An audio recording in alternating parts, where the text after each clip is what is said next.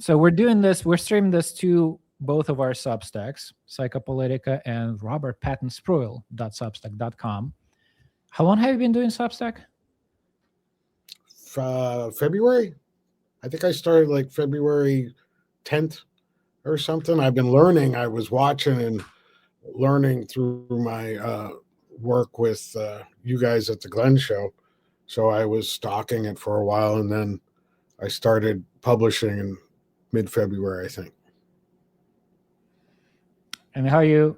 Sorry, I was just checking whether it's working. It is, at least on yours. Okay. How are your, like, what's your perception so far? Are you enjoying this? Well, yes, because it's a space for me. What do you call it when you do a bunch of shit and none of it real good, but you can do a bunch of shit like I'm a poly something or other, Polymath. Yeah, but I'm not really good at anything, but I do a lot of shit. So it's really good for that. So it's good because I can write short little stories, long stories. I have a 3,000 word story coming out on Friday about my daughter getting engaged and how that's fucked me all up in the head. And that there's like, they don't prepare you. Like there's no class you can take and be like, okay, you're a dad. Your daughter is now going to be with some other man. And like, it's just, so I'm having a hard time. And so I write about my struggles with this bit of late stage fatherhood, when your daughter is nearly 30 and, she should, she's her own woman. She makes her own decisions. And I don't like it. I'm not doing well, to be honest with you. So it's hard for me. I don't know what you're saying, Holmes.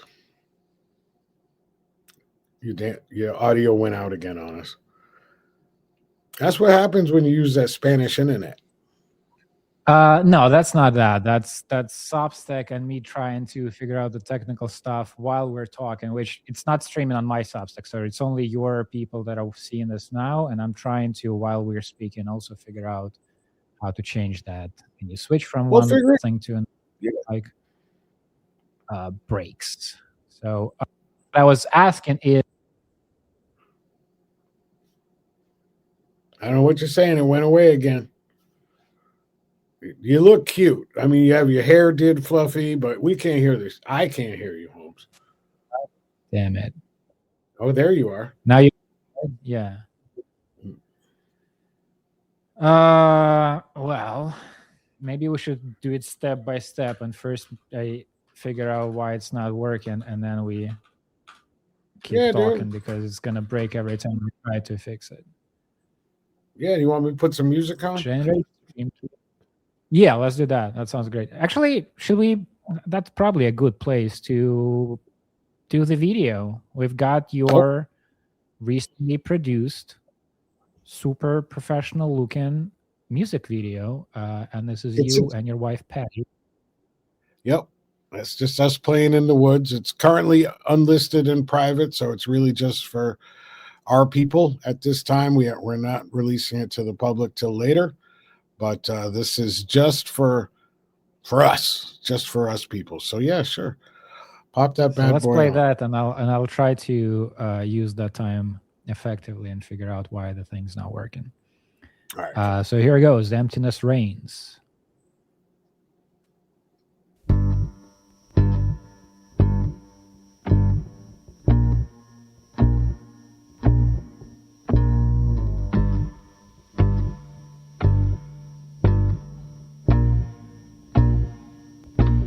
A train used to stop here, behind the old mill. We used to make things here. We filled the freezer with deer. No jobs to fill, can't buy her pills. My granny said, go to college, get a desk job instead. Trapped in government debt. Emptiness reigns, no hope left. Just show me a sign that I'm not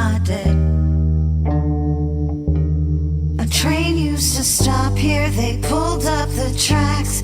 Monopolies taking over middle class, getting smaller on my phone. They are ballers.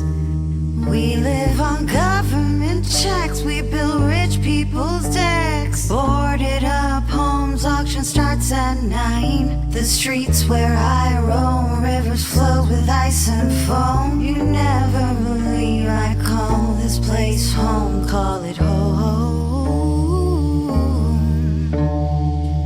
Emptiness reigns, no hope left to show me a sign that I'm not dead. Working 9 to 5, how we do survive. Prices getting higher, somehow we survive. Is it all over yet?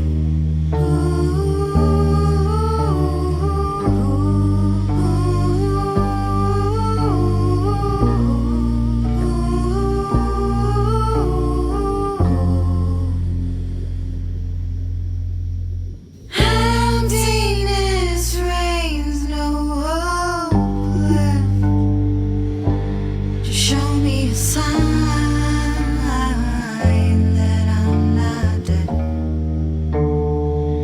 They used to make things here, they pulled up the tracks, hitchhiked to the dollar store. We call this place home.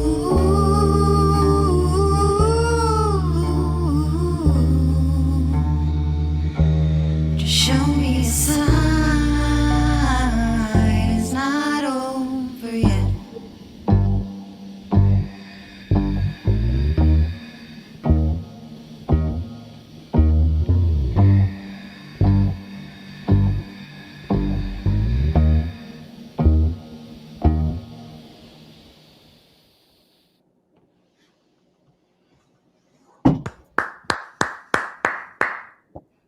Thank you, brother. Thank you. Thank you very much. That's a giant home movie made by me and the old lady in the backyard, so to speak. And it was freezing when we shot. We were gonna have her play guitar, but she was like, "Oh no!" And now, like when I show it to some of my old colleagues, they're like, "Why didn't you have her play the guitar?" And I'm like, "Dude, it's too cold, man. Too cold." Just So this is her lyrics, and you helped with the melody. Is that how it works? Yeah, I created she wrote the lyrics. I wrote a chord progression. She worked it out. We put it into the robot. This particular robot was Suno. So then we made a demo in Suno of the song.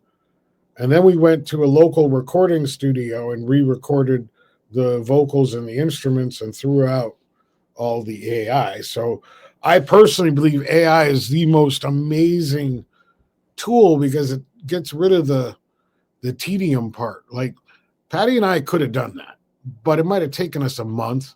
It might have burnt her voice out in the process of working it out. But to get to the point where you can have a workable demo very quickly from the ideas is incredibly inspiring. And it like takes out all the difficult tedium of making music or any art. Like I've been using it to create storyboards where you go through the process. One of my mentors, this guy named Bill Warner, who invented the timeline. Basically, he founded a company called Avid Technologies. And I was just talking to him about this, and he's like, well, it's kind of like playing chat roulette. Like you don't, just keep rolling the die until you get something cool. And so he's got a theory about the thing about AI is you have to avoid getting into what he calls uncanny valley. And he means what he means is that you can fall into this valley of bullshit, and you're not getting your creative, you're getting a weakened version of the world's creative. So he's an amazing guy to talk to, and hopefully we can have him on at some point. Do you think this song would sound the same if you didn't use AI? Like if it would have taken longer you would spend more time iterating. Like sometimes you would be aiming for one sound, but something else would happen, and the final result would probably sound different, right? Yeah, I mean, maybe. I mean, it's hard to tell because I know that Patty and I could do that ourselves. I know that we could do it start to finish with no AI. But I also know what I'm asking is like how, like, did you have a vision of how it should sound right away that was clear, or did you discover some of that while iterating with the AI, like finding out what you actually want while doing this middle part? Yeah, and look, I'm going to play you. I'm going to play you the Suno version of that song, but done as if it wasn't arranged by Darth Vader. So that one is actually. I wanted to strip it down to its core elements, so it was all about the words. So it sounds. So it sounds like Darth Vader was the arranger on it. Like just the bass notes. But here, let me see if I can show you a different version of that same song. I should have pulled it up. All right, so this is it where we're playing it with full guitars. This isn't mixed, but it should work. But this is another version of the song, but this is Patty singing it.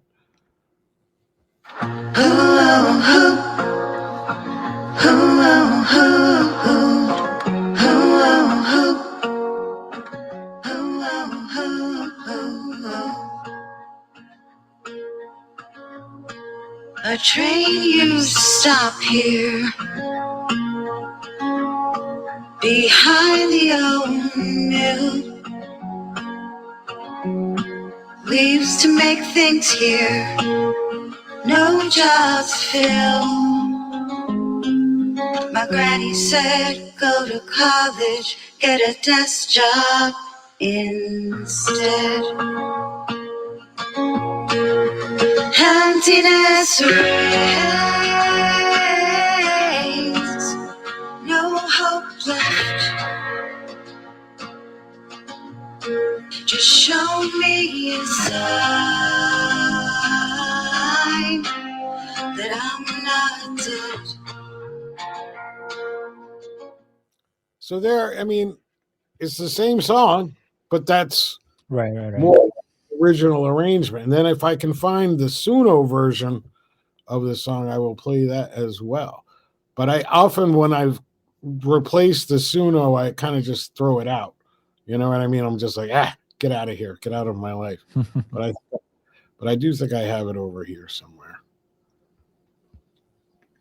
I like this. One of the things that technology does, that you can just plug in a song and say, do this, but in a different genre.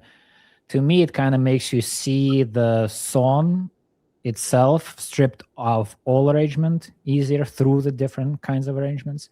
There was this Russian, Ukrainian, American as well musician who was a big influence on me when I was like in my 20s. I would go to these shows all the time, and he did a lot, like maybe half of the show was cover songs, and they all sounded like him, a very like specific sensibility and tone and genre, and he made every song his own, but it was from like Soviet pop to the current American pop to heavy metal to whatever touched him, he would turn into his own song by the way it sounds. And going to these shows, like I would go often, it taught me to see the song behind the arrangement. So I don't like, what I value the most is a song that still sounds good if you take Metallica and make it bluegrass tribute to Metallica, and the song still stands on its own, and that means that there's more than just the drums and the bass and the electric guitar in there. There's the song itself that you can sing it in a shower and it will still do something. And this is like one of the dimensions of this tool is it can help you see that. What happens if I turn this from one genre to another? Yeah, absolutely. I think for me, as a person who was alive in the 1990s, MTV used to do this thing called Unplugged, and you would see these hard and heavy metal bands play their songs acoustically, and it really just opens up the world to, and it also just lets you know it's about the song. It really doesn't matter, you see all these people, like they'll take songs and make like house versions of the song and stuff. But it's still about the song. It doesn't really matter.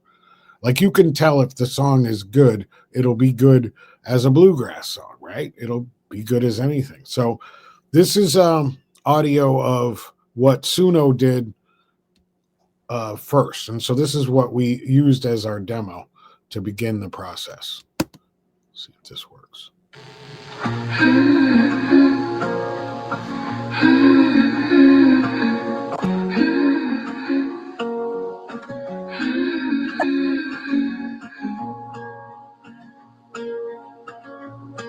The train used to stop here. Oh, I also built an AI model of Patty's voice so I could hear it closer. So this is Suno, but with an AI model of Patty's voice doing it. So it's not really Patty, it's not the full Suno robot. It's like a custom robot we built. So hold on. What was that? Of the bits that we've heard so far, how many of them used Patty? Like it's actually Patty singing versus a clone of Patty's voice? All of them are 100% Patty singing that we've heard so far. This here, except for this one. This one here is the demo that was done and built in Suno with our own custom model of Patty's voice doing the singing. If that makes sense.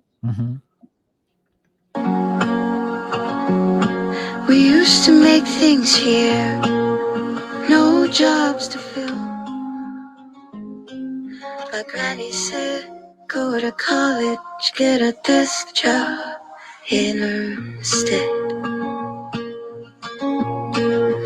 Emptiness reigns. So that's kind of the story of the song. But imagine, it started really with Patty driving, pulling over, typing it up in her phone, Patty doing what Patty do, getting inspired, hearing things, and then just kind of, typing up the notes. Let me ask about the song itself. So I understand this is Patty's lyrics, and I haven't had many conversations with her. We've had a little bit of interaction here and there when she pops in during one of our calls. But it struck me that the energy you bring to every conversations we ever had and what the song is about is kind of polar opposites. But I'm not sure if I'm right here. So, I mean, the energy definitely you bring, like you're always doing great. Whatever's happening, you're living your best life. That's true. You're, and I don't know how much of that is your natural state of being, how much of that is like a decision you're following through on, like I want to be happy, so I'm gonna make an effort at it. How much of it is maybe social, you're showing up to a conversation with somebody and so you want to be a positive influence. But so, and this, give me a sign that I'm not dead is not something that I would hear from you in one of our conversations normally.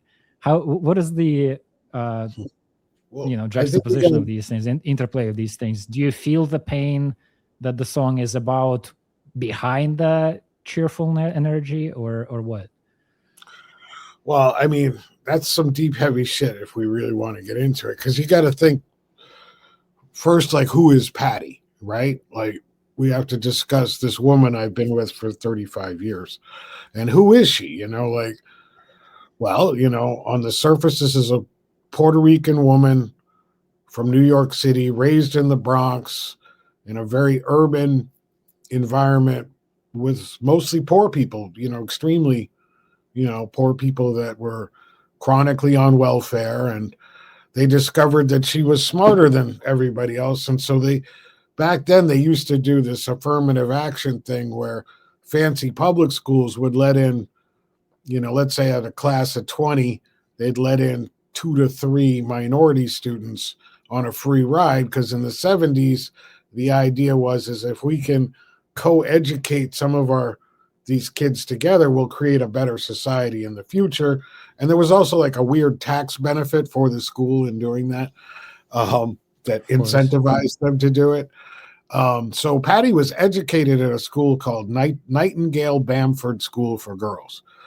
So like, her classmates and at the sister schools are people like Gwyneth Paltrow and, what's this, just some very famous women, like not Monica Lewinsky, but like Shoshana Lowenstein. Oh, she was Jerry Seinfeld's underage girlfriend for years, Oh, that's I've heard about that. Yeah. She was, her friends are pick hours and it's just, people that come from a whole different set. So Patty learned, Patty was like this is like an amazing thing. And I don't know, it really actually affects her. She was Kurt Vonnegut's babysitter for like 4 years, Oh, wow. You know what I mean? Like that's. I'm rereading one of his. I'm rereading Mother Darkness right now. Right, so it's like imagine this poor little Puerto Rican girl is Kurt Vonnegut's babysitter. She's being educated with America's, richest and most brightest young women to be trained to be the perfect wife of a billionaire. Like that's what she was raised to be. But she had, I got her. But because of that, we have deep philosophical conversations. We live on a mountain in the, but we always did. We would just take drives just so that we could talk about stuff. So I'm blessed with this super intelligent woman who's super trained, and she reads, so like she's not, she also watches stupid shit like the Real Housewives of Atlanta, like I don't want you to think like she's an intellectual nerd, but she's very broad in her stuff. And now she's going through menopause. So I think this hormonal flow is just causing her to just explode with all this stuff. And I just get to take the ride, which is an amazing experience. And hopefully we'll bring her on directly next time. Or, I hope that she does the Glenn Show segment with Glenn when we produce it. So really, she's the sadness that the song expresses, and it's not private sadness. That's not like I'm feeling sad today because of my own mood swings. This is the state of the country. This is the, how the people are struggling. Is that something that the two of you, I don't know if I should put the two of you or like separate those into two individual people, but is that part of your feeling these days about the state of the world and your place in it? Well, there's definitely a little bit of politics in it. Patty and I are libertarians.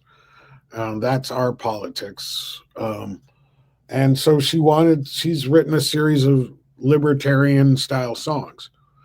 And so, we live here. These are our neighbors. We see them. We create jobs and we hire people and we're part of this community of, which I like to laugh of, small community of poor white people. And we never thought we'd live with poor white people, but we do. And so now we've taken on a lot, there's a lot of the stuff that they grow through is what we grew through living in the barrios and the ghettos. Like that's where we both grew up. She grew up in a barrio, Spanish Harlem, and I grew up in Roxbury, Massachusetts, which Glenn can tell you a lot about. So, and then for us to end up here just out of weird series of, like, it was not intentional by any means for us to be here. We observe and we see the things and we say, look at that factory. What did they make in that thing? Like, how many jobs did it have? And then we'll talk to folks that say, yeah, I started out working in that factory and when it closed, and, and you see these stories, we're storytellers first. So we hear these stories of the people around us. And there's a lot of it I know exactly where it came from. So there's a line in the song where we fill our freezer with deer.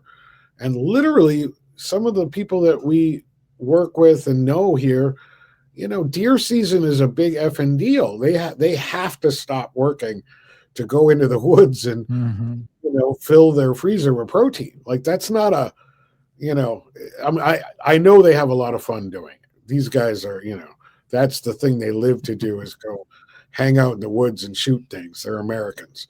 But there's like real purpose behind it. And then in our town, they closed our pharmacy in the last year. So the line can't buy her pills. It's like, some of these people have to hitchhike to the Walmart, to get to the Granny's pills. Like, it's this is real shit. So, and then there's no one, does commercial media write songs or release songs that are about real shit? I mean, I don't think they do. I don't really hear protest and political music being commercially or being released at all. I don't hear it. Do you hear it? I don't know. So I hear some, but I don't know. I don't know what the state of the industry is. Like, when you say commercial, I don't know how the songs that I do hear come to me. Like, it's YouTube algorithm, it's Spotify algorithm, whatever, and how successful these people are, whether they're making money doing these songs, or is it like I'm one of the, a small audience that the algorithm finds to suggest this to. But there's this guy, Jesse something. I think I shared one song of his with you, who's doing a kind of a Woody Guthrie kind of thing, where he writes a lot, and it's, the events of the week prior is in the song already. Yeah, so let me tell you a little bit about me and that guy. So I started seeing his stuff. Okay. And what he does is he shoots usually in a location with power lines. So there's the main, he always seems to go to a place where the main power lines are. And if you know anything about power lines, and I do because I own one of those things, or the land underneath one of them, that's like, are you surprised at my capitalism? No, my practice. That's my practice. I'm not surprised. I'm amused. Okay. Well, I shot a whole bunch of patty right in front of our power lines for this video. Right. We literally were like, that's too much like Jesse. And we're like, and if she's not going to play because it's too fucking cold, it just was like, it would have been self-referential to Jesse. So yeah, I know exactly what you're talking about. I apologize. I'm suffering from. Also, he's out there. Well, I mean, and that was an inspiration for us too. Like, that kid definitely got me. His song "War," I think it's called, or the song he did about Luigi Mangione. I was like, wow, that's an amazing song. And I have a real grudge against the healthcare thing as well. Like, that's like, I have a real serious grudge about those people. And I'll just briefly tell you. So I planned my early retirement 7 years ago, and I wanted to retire with money. I didn't want to retire broke and poor. I wanted to retire where I could do things if I wanted to, or do nothing. And that was all predicated on my healthcare costing $30,000 a year. But when the Republicans shut down the government, they removed that. Apparently, I was being subsidized and didn't know it. They removed the subsidy, and now I'm spending $60,000 a year on my health care. And that means I can't do my art practice and have health care at the same time. So I have to now figure out, how to make enough money to be able to afford my health care so I can continue my art practice. So me and the Jesse guy on the healthcare, I'm very simpatico. Yeah, from what I hear, the American healthcare system is just, I don't think it makes any sense. I don't think it's like it's not the market. It's not the how much thing cost over in the US in healthcare is not how much they actually cost. Like that's not the value of an X-ray. What do you pay for an X-ray in the States? Yeah, it's all messed up. So when you say you're a libertarian, is that an expression of like your values, your private personal values, or is that also a prescription to like, here's how I suggest the society should run? What do you mean when you say you're a libertarian? Is that a prescription? I think well, I can just tell you how I got to be one. I don't know. Okay. But I sat down 3 national elections ago, so I guess 12 or 13 years ago, and I said, I'm going to read the party platforms because they talk all this shit, but what do they write down? So I read the Republican Party platform, the Democrat and these are fucking long bullshit documents. They're really long. Most of them are. And I read the Communist Party of America's platform, the Socialist Party. I read the Green Party, and I read the Libertarian Party. And I basically said, okay, which one of these do me and Patty align with? And it was just very clear that after reading the platforms, I was a libertarian. I don't believe in foreign wars. I want to bring all my troops back. I don't want to spend money on defense when I have 2 giant oceans to do that for me for free. I want to spend, I know that we have to have a social safety network because we have to look out for 15% of our population. I'm okay with that.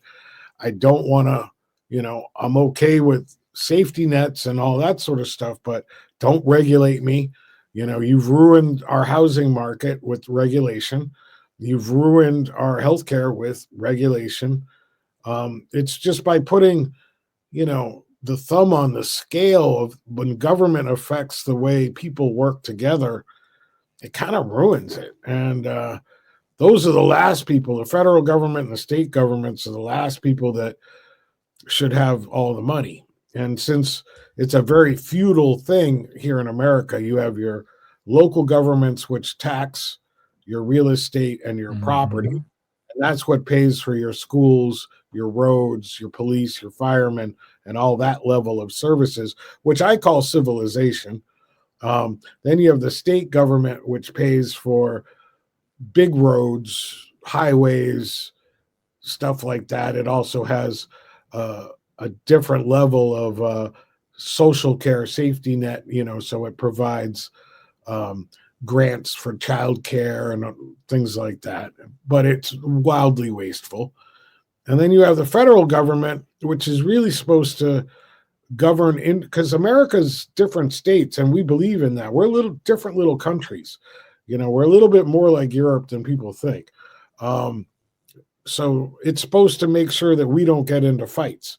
And if we do get into a fight, the federal government comes and reestablishes the law of the land, and that the high court system, and we're a republic. So we're a law-giving society. We're a republic. We're not a direct democracy. So you end up with this fight where the Democrats are effectively, they want a direct democracy, and the Republicans want a republic in theory. And that's the main, I wrote about this on Substack a little bit, but so I found myself being like, well, I don't want to go and pay to kill people. I think that's a terrible idea. I don't want to be part of the global police. I hate these alliances where it's like, oh, I'm allied with Israel, so I got to kill those people too. I mean, those bombs have my name and money in it. I don't like that. I don't like, the Ukrainian-Russian war at all. Like I'm just anti-war. So that's a huge part of being a libertarian, because we spend so much money on it that it's so obvious that we could pay our debt back and have the most prosperous, wonderful society if we didn't engage in war policy all the time. So I think that our war policy is we should go to a peacetime army and Air Force, and we should keep our Navy at full strength, our Navy and Coast Guard. That's it. And the Marine Corps. But everybody else, just stop it. And stop spending so much damn money on inventing new ways to kill people. It's like, good Lord, can't we invent, a better heart machine or something? Use this stuff for good, not evil. And so it is prescriptive. Yeah, I wonder if even Suno is somehow factored into the military technology. Every technology that we have, like AI, there's a part that is used in some war. I don't know how Suno would factor into it, but it must. There's probably some connection. Well, music is math. There's only 12 notes, right? And so whatever it makes, it's just math. It's just saying, I'm using the one chord, 4 chord, the 5 chord, and sometimes I'm going to go to the 2. It's just math. So obviously, the power of the chip and the data center to process all of that is really a mathematical process that then says people like this type of math better than this type of math. And so once it was able to figure that out, that definitely, I can't imagine like what Palantir is working up. What is Palantir researching on how to mathematically, create a slave state or whatever it is? So it's on my reading list. Their manifesto thing that was published recently. I guess the co-founder published a book, and then a shorter, more succinct version is spreading on social media.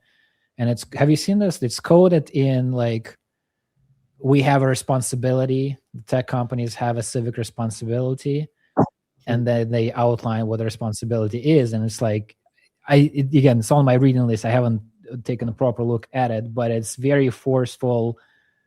We gotta take charge, and there's a competition with China, and it's very militaristic. We need to give better weapons to our people, and it's very dystopian science fiction-y. It reads like a premise, in one of the first chapters of a dystopian sci-fi novel. You would read this, but you read it from the actual people who have the actual money, the power, the robot killers and whatnot. It makes me let me try. I don't know if I'm going to be able. Yeah, go ahead. I was just going to say, it makes me sad because Alex Karp, he's kind of one of the people I really like in the world because, we're genetically very similar. He's half Jewish, half African, like I am, or whatever. And so, I'm always, the identity politics of Alex Karp are hard for me to, I want to like him so much. I just want to love him. I do. I want him to come to the cookout. Let's go eat some ribs and be cool, man. I think if I could hang out with Alex Karp for 3 days, I could convince him not to be evil. I doubt it. I don't think 3 days change people very easily, and unless there's serious drugs and other life-altering, traumatic, semi-traumatic events that you're planning for the retreat. I think you'd be surprised. Let me try. There's a little bit of a delay in our connection. That's why I keep interrupting you without meaning to. Go ahead. No, I was just going to say that I think a plate of Patty's mac and cheese and some ribs is really, you may use ayahuasca or some shit, but I can get a lot done with a plate of soul food and a good look and a good look in the eye. Look at me, son. Look at me. So don't discount my 3-day treatment plan. Let me try to.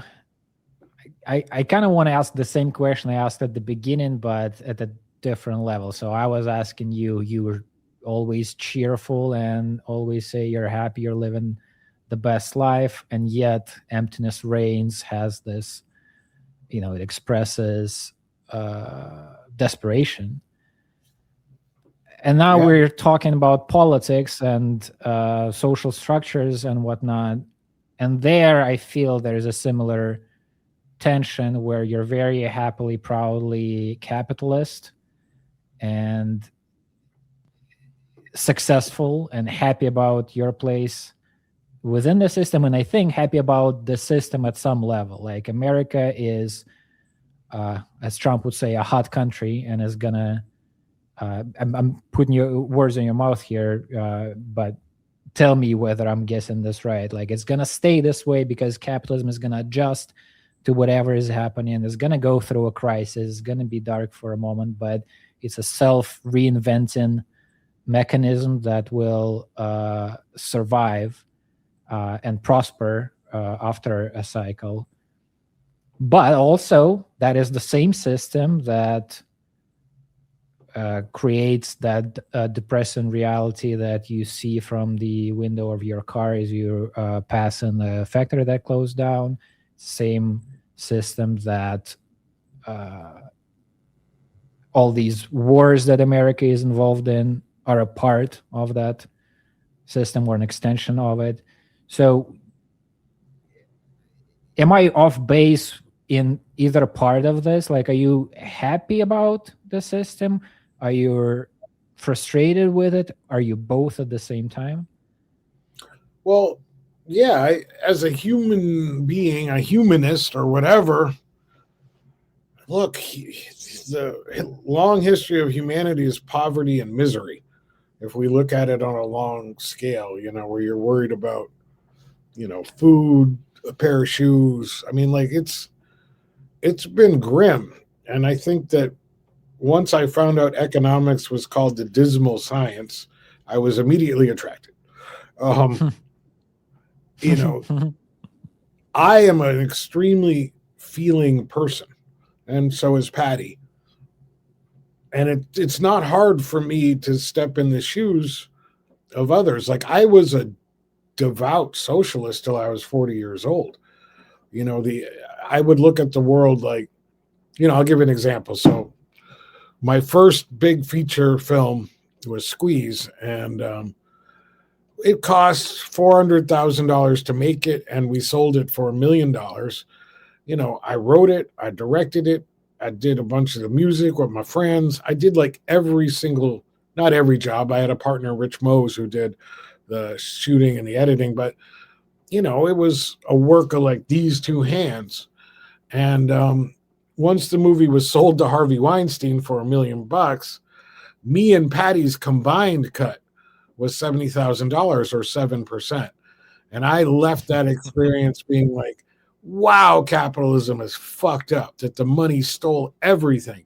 And all we got for 3.5 years of work was $2.65 an hour, you know, and it like that experience really reinforced, you know, my socialist feelings, where I'm like, here, the Disney Corporation through Harvey Weinstein, you know, was bought my work, not like anybody else's. We're talking about my labor. So when you look at it from a Marxist point of view, which I did at the time, was like, they're not taking the excess, they're taking all of it. Like I got like, they took it all, you know? So like it's very easy for me. You know, I sold pretzels out on the street at Fenway Park. I sold hot dogs at sporting events. I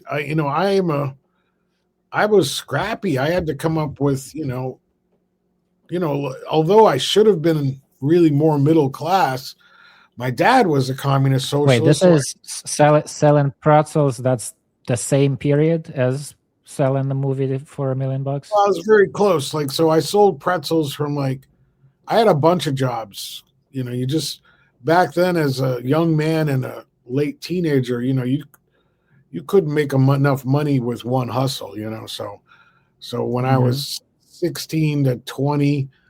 I worked at a pawn shop in the afternoons.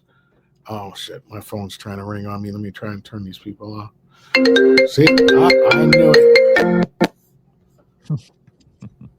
Hold on, decline. I'll deal with it later. And then I also was a street vendor. So we would sell stuff on the street, like, food or glow lights at festivals. We just were street vendors. So I really got introduced to the economics at a very young age. So working at a pawn shop, you're a money lending company is what that is. And you're lending money on collateralized items that are extremely valuable for personal reasons to the person who's trying to get the loan. So, if someone comes in with their wedding ring and they need $100, it's a very, very difficult dynamic to be in. And the people that run those things here in the United States, the people I worked for were Jewish. So they would be extremely anti-Semitic on one side, and the Jews would be extremely pro-Jew on the other side of like they in my experience, a lot of those folks didn't feel like if you weren't Jewish, you weren't really fully human. And that's how they treated everybody. And it was I had to be there because that was the only place in the neighborhood that sold musical instruments. And I was there because I was trying to be a musician and be in a band and stuff. And so I was on the musical instrument and the cameras. We also did loans on cameras. So that was the only way I could get a camera and get musical instruments. So I had to be in that environment. And it was very telling. And it was, and then as a young adult, you share a room with another man where it's like, like I got to smell his farts and you have to do whatever you got to do. And at the same time, I was going to college as well. So, I ended up, I've never left the feeling of not being poor. Like I know I can remember the pasta dishes with the little bit of canned Spanish octopus pulpo, and you'd buy the one that was pulpo and olive oil so that, with a stolen pepper packet, you had a meal, like I lived like that for many years. And even after I sold the first movie, we still, I didn't get rid of I had roommates until I was 48 years old because, I learned, after I read Piketty, I realized that to survive and be successful in a capitalist society, you had to live like a communist. And so we lived like communists for 20 years basically until we were able to. Who were these roommates? This is friends that you're happy to hang out with? Well, you definitely don't let in somebody that you don't want to be around. So but it was usually like closer family members. Okay. It was close family members, former students that were poor or needed a helping hand. But usually it was relative. You helping out people that that you want to help out. This is not you trying to make ends meet and save on your own accommodation. Oh no, I'm absolutely doing it for me too, but I'm helping them as well. Like I believe that it's a two-way street. So if I have a bedroom, right, that makes me zero money, but if my cousin Paul, who was thrown out of his house during a divorce proceeding, is going to go to the homeless shelter or live here and pay me $100 a week or something that he can afford, well, of course that helps me. If my mortgage at the time was an extension of your family practice from the previous generations. Right. I mean, that's what, we believe in intergenerational and family altruism where, but we did it in a kind of socialist communist way to each their own needs, So like at that house, Granny, who lived there as well, she had a little suite. She had her own little bathroom, her needs. She had a shower that we could wheelchair her into. Like everybody had what they needed, and my kid took advantage of everybody. She was just, why are you making a mess in this room too? So she, it was, that's how it was. So I know poverty and I know it well, and I know that I also am third generation or second generation in this. My grandfather was first generation to come out of poverty. He was born in a sharecropper's slave shack with a dirt floor. And, and he taught me, he was the one that taught me my initial thoughts and learning on capitalism. But he died when I was 18. And at 18, I hated my father. I hated his ass then because my childhood was also abusive. Like you would look at, if you were to look back at my childhood, certainly with today's lens on it, you'd be like, damn, that's abusive. And his childhood was too. There was lots physical violence or like ass kickings, ass whoopings. And that for me ended at 14. At 14, I started to lift weights and became a serious wrestler. And I was like, I'll beat your fucking ass, But up until 14, classic story. Up until 14. And like, it was a hard thing for me on another level because I remember I choked an ex-girlfriend and was like, I need to think about this. I need to think about who I want to be. And that sent me off to therapy for a year. I volunteered. I was like, I got to deal with these anger issues early. I was probably like 23 when I did that.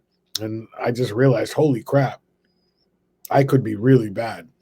And so that was very helpful for me. Like you choked her out or put a hand on her. No, I just snatched her stopped up yourself. By the neck, snatched him by the neck, like one of them kind of like, you fucking listen to me. Okay. Stop fucking them white boys in my bed. That kind of thing. Uh-huh. Yeah. Yeah. If we're going to be truthful, we should be truthful, right? Yeah. And so look, I had a lot of anger. I still have anger issues, no question about it. But I've learned to control them. And as my mom said, you bring your own happiness in this world. You can get up and be mad all day if you want. Or you can get up and be like, man, the sun looks good today. Oh, it's a brisk type of cold. Or you could be like, it's a miserable type of cold. And I think it's just better to be happier. I think I have a better time. I enjoy being happier. Now, that doesn't mean that anger doesn't have its place. The dark side is real. I can be extremely competitive in my mind. I can be, I'll show them. Gollum will show them all. Like that is real. And I know that I've used anger and rage and hatred to create amazing things. But it came from very dark places, no question about it. And it's easier to get a bunch of, part of my art as a film director is how do you get 60 people to all work towards the same goal? And I can tell you that, you can, for a short period of time, darkness can be an extremely effective motivator and thing, but it can't last very long. And, as a film director, we all thought it was okay to be a Mongol, a Tartar, and to be a blunt dick. Like that's how we did the job. I don't know if the kids still do it that way, but sometimes, you got 8 hours and the light's going to be gone in 2 hours and you got to get 20 shots. You're not sitting there worrying about anybody's motherfucking feelings. I can promise you that. And to a certain degree, darkness is more effective than smiling. It works. So first, I want to say on behalf of the Mongols and the Tartars, I don't think you're supposed to use their nationalities that are actual people living right now in Mongolia and Tatarstan. And they're not all Chinggis Khan. So let me, I'm circling the same question, and I guess I'm trying to psychologize you a little here. Well, it is sounds like I made the right guess. That's true. Sounds like I made a at least in part, the right guess in the beginning when I said that some of your cheerful energy that I see every time we are on a work call is a decision. This is you choosing a strategy to work with other people, to live your own life. It's better to start out with I'm going to be happy, and then figure out how you're going to accomplish that. And is it this? Well, first, is that a right summation? And second, is that then also true about this capitalism thing, where it's not that you're saying this is just a beautiful system, that's how we should live. It's more saying this is how we do live. And since it is the state of affairs, let's embrace the reality and figure out how to make it work for myself, but also for my family, also for my neighborhood, also for like people who I can help if I am able to. So it's not a theoretical choice between, capitalism is better than any other system. It's just like, that's the game.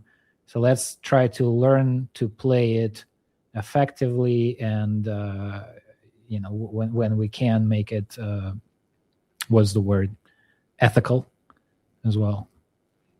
Well, yes. So to question one, yes.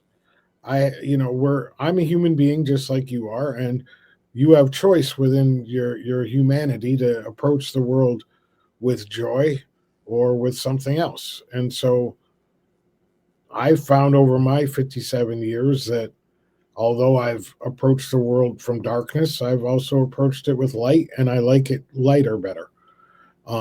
It doesn't mean that the darkness doesn't slide through from time to time. It does. Violence is a choice, and I'm okay with that sometimes too. That's the way it is. I'm a human being. I'm full of all sorts of emotions and feelings and stuff, but I think the happy ones feel better overall, But I can tell you sometimes anger and rage feels great. Where are you using that now? So you gave an example of when you're a movie director and there are 60 people you need to corral. Sometimes anger and darkness can be a useful force. Are you still using anger and darkness today? Well, I just started making motion media again after a long silence, so I haven't made anything since probably 2017. And so this piece that we showed today is the first thing I've made after a long silence. And it's a little different because there's no need for any anger or rage in any of this, because I don't have a deadline. I'm not attaching a check to it. Once I made my living by making things, but once I'm making things because I want to, it changes everything.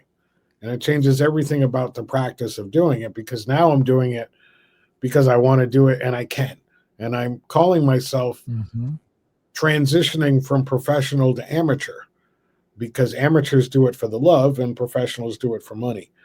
Sure, I have a lot of skills where I can look at it and know how to tell a story nicely and help put it together, but I'm not doing it with a check in mind. If I make check, I'm a capitalist. If I make money, you're damn right I'm going to spend it, invest it, but I'll probably just spend it on making more stuff.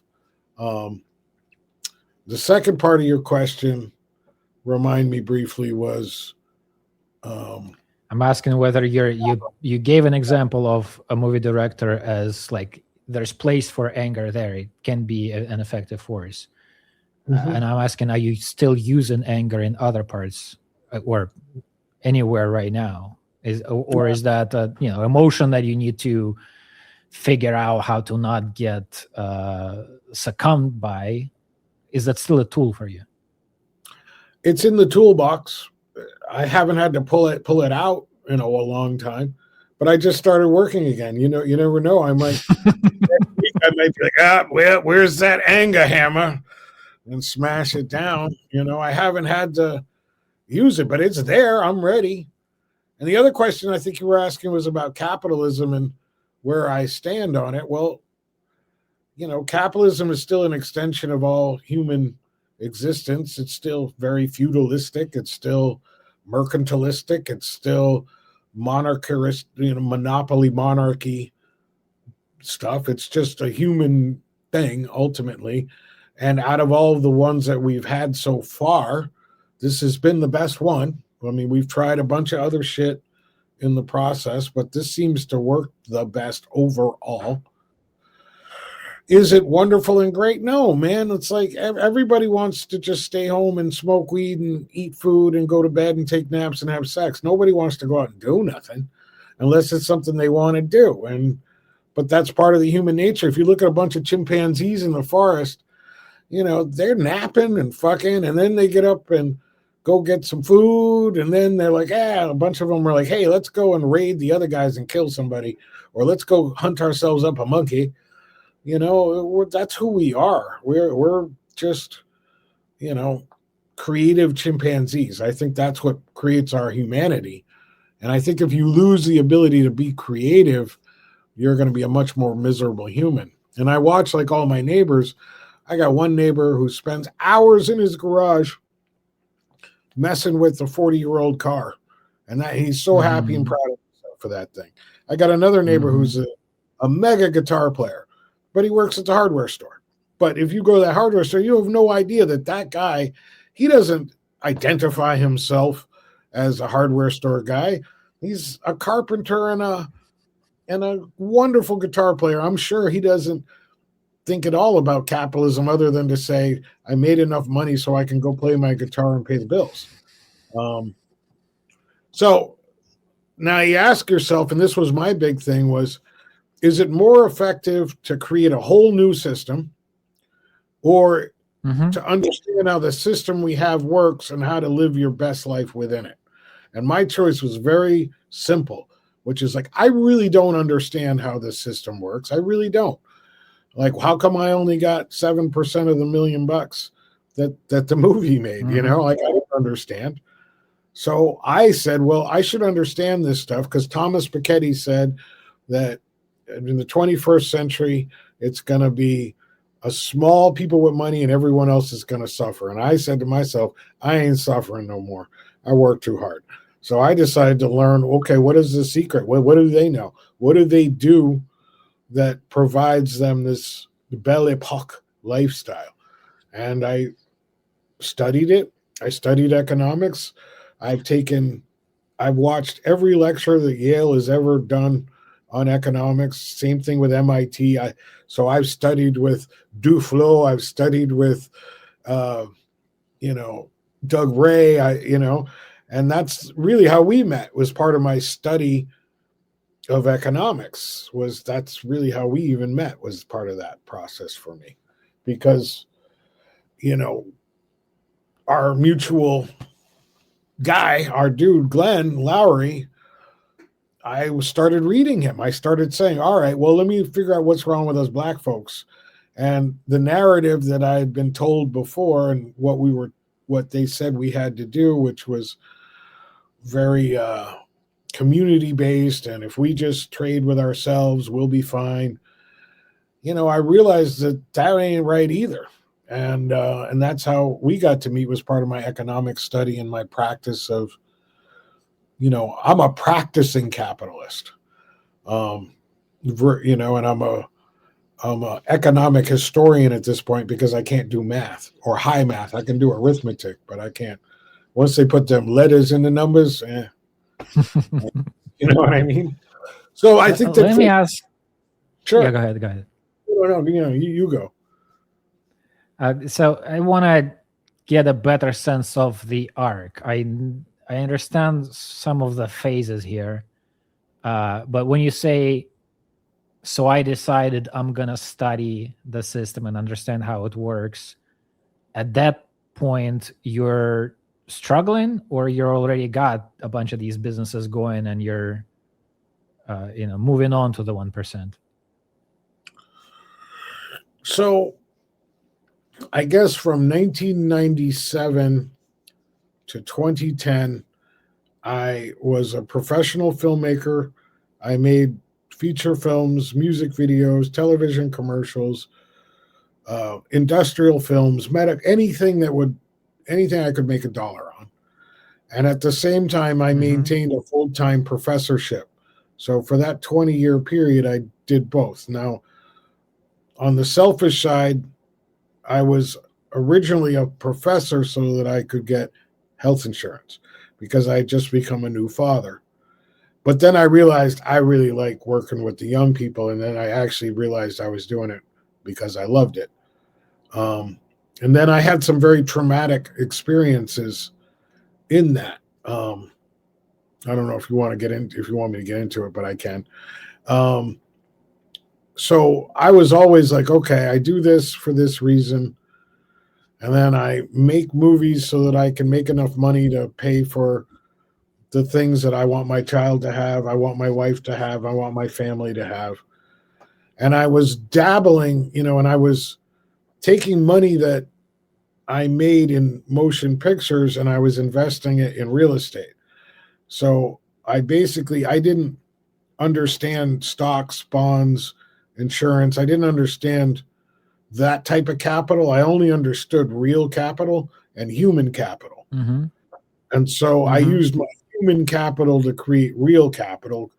And in doing that, I realized I could benefit myself and other people that I cared about at the same time and help everybody build some wealth. And I practiced that for years. And then I think it was like during 2008, that particular financial crisis, I was positioned very well because I had heterodox thinking on it. And so as I was watching all sorts of tumult happen, I was like, holy crap, by being heterodox and not doing what they told me to do and doing what I thought was right turned out to be double right. So I got all sorts of confidence. Which was what? Well, basically, I'm a real estate guy, but I'm very specific. I learned that you cluster. So like I would only buy buildings that were the walking distance of each other. So like I could walk from here to there with a light bulb. It was very convenient. I wanted it very tight. Now that had the effect of creating what they call gentrification, because I would go into a very narrow area and make that shit nice. Everybody wanted to live next to me. And so everything, rose up very quickly because, and then I'm also like, when I'm done with the building, I'm selling it to a family member at a reduced price. And so it created I was able to build an economic capitalist community without understanding what I was doing at the time as a capitalist, because I thought I was being a socialist at the time. I did. So anyway, 2011, I read that book, Thomas Piketty, and at the same time I'm commuting to my job, I take a subway train, and on the subway I bring a book or a newspaper, and that's where I would just sort of clear my head and read it. And so I had started. My parents died in 2010 back to back, and so I was bereft at the same time as this is all going on. I had recently switched colleges due to some shameful shit, and was now actually at the Valhalla of film schools, which is Emerson College, which is where I was semi-raised because my dad taught there when I was a kid. So it was kind of like, oh my God, I'm finally home, was that feeling of institutionally home is how I was feeling. But I was deeply scarred from what happened at the public college over the previous 6 years. And now I'm raw, just very raw. My parents are dead.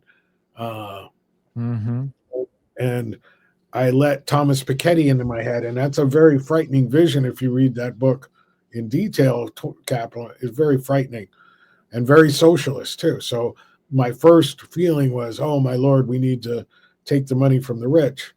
And then my wife, who's a genius in her own right, was like, look, dude, you can imagine her, dude, all you're going to do is create a world where everybody's poor. Like, it was just like, what? Like, she's like, that's all the socialism, communist shit is. It's just a world where everybody's poor. What good does that do? And so you're like, that's a really good point. And then there was an article that came out in the Boston Globe that same year that said the average net worth of a black family in Boston was $7. $7. That's seven, like a cup of coffee is the average net worth of a black family in Boston. And me as net worth means how much they own. It means like if you take your debts versus the shit you own and balance it together, if you sold everything, paid off all your debts, what do you got? And the answer to them was $7. That to me was like, I just was like, oh, wait, the most radical revolutionary thing I can do is create black wealth. Right. And that's when it was like, bong. Do you know what I mean? It was like a mental reset. And then that's when I started studying economics. And then I began to really practice real estate and investing as a practice, not quite a poker game, but as a practice.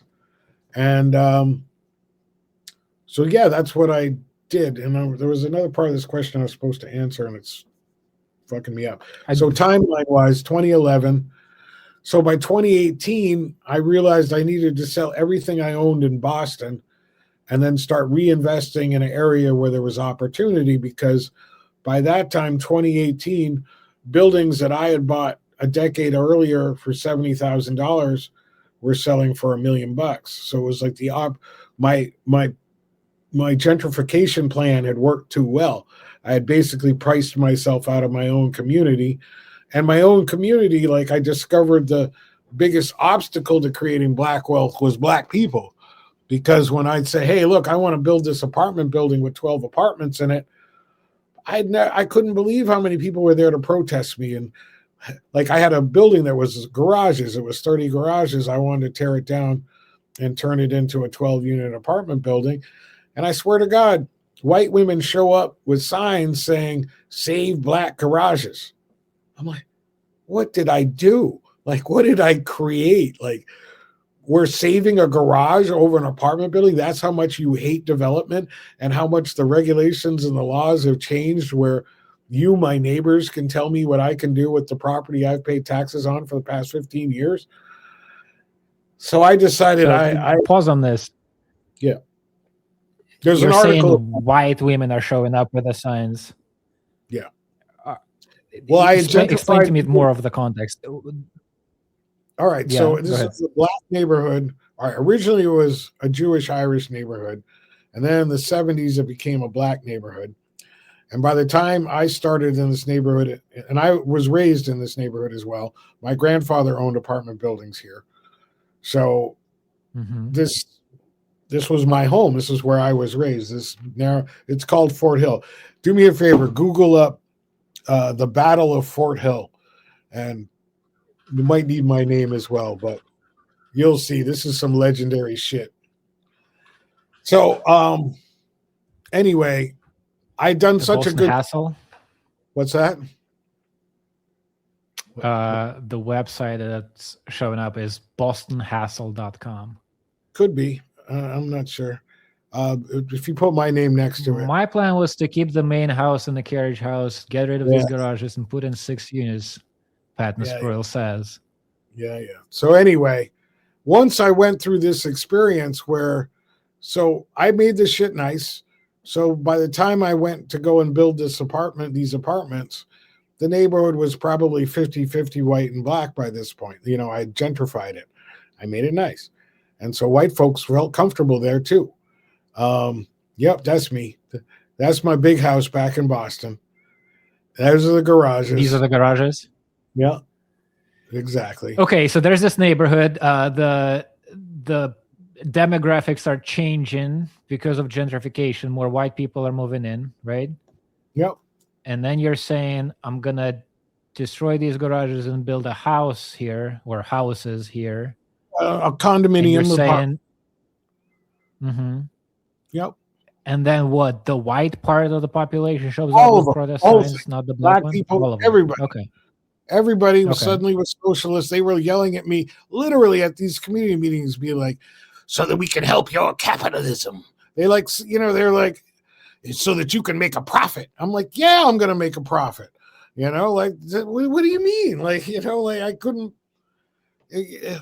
Can you make an argument on their side? Like, does their position make any sense to you? Why are they your 4 garages and not your condominiums? The garages are still yours, right? It's not like you're taking something people are using and replacing it with your condominiums. Well, no, I'd actually moved my film company into them. So at the time, so I was running my operations, but they were still garages, but I was running a film company out of them. It's what we call NIMBY, not in my backyard. And basically in neighborhoods that start to become affluent, people don't want anyone else to build more houses, because what you're doing is you're adding supply. And when you add supply, it lowers the values. Okay. And so it's a simple economics. Okay. So they're being capitalist. But they don't think they are. What they're saying is, why don't you build affordable housing instead of market rate housing so that poor people can live here? You're building houses that you want to sell to people that can afford your rate, which is not fair to the world, because there's lots of people that are homeless, and you're going to use your capital to build really nice houses that no one will be able to afford. And fuck you, you shouldn't be allowed to do that. Sorry, I'm going to take a little time understanding this. I'm going to ask a bunch of follow-ups, and maybe they're stupid. So their position is they would like you to build cheaper housing? Affordable housing. They still want the same standards, but they want it to be. So, for example, let's say the market rate for a 2-bedroom condo in that neighborhood is $300,000. Well, they want you to sell it for $190,000 and make it affordable.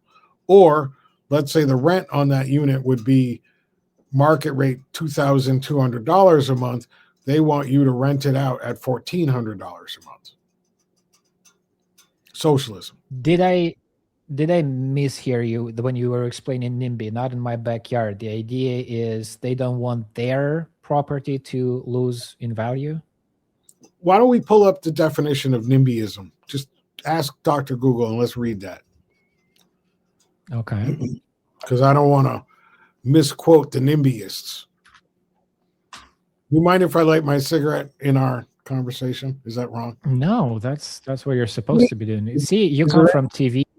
I know. You explained this to me before. This is a different world. Smoking is. My wife's not here, so I'm going to do it.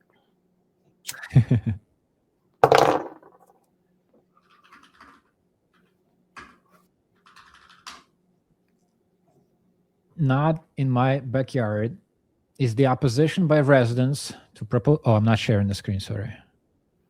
There we go. Opposition by residents to propose real estate development and infrastructure developments in their local area, as well as support for strict land use regulations. The connotation is they're opposing the development because it is close to them and that they would tolerate or support it if it were built farther away. Okay, but why, what's the problem with building a rationale?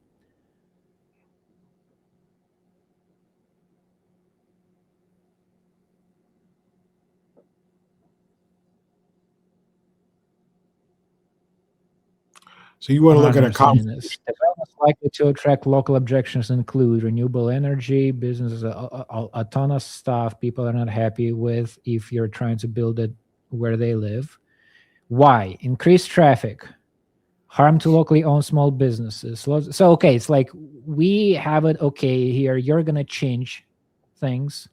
Yep. Some of this I understand. Like if, a garbage disposal factory is being built, or, it's a nice low, 2 stories buildings neighborhood, and you're building a huge apartment building that's going to change the face of the neighborhood. I understand some of these concerns. In your case, what was the problem? You're destroying garages. Are you building huge condominiums that are going to change the neighborhood to the worse? Or the prices are going to spike? Or like, what was their issue? Scroll down a little more. All right. Read, stop right there. Everyone stop.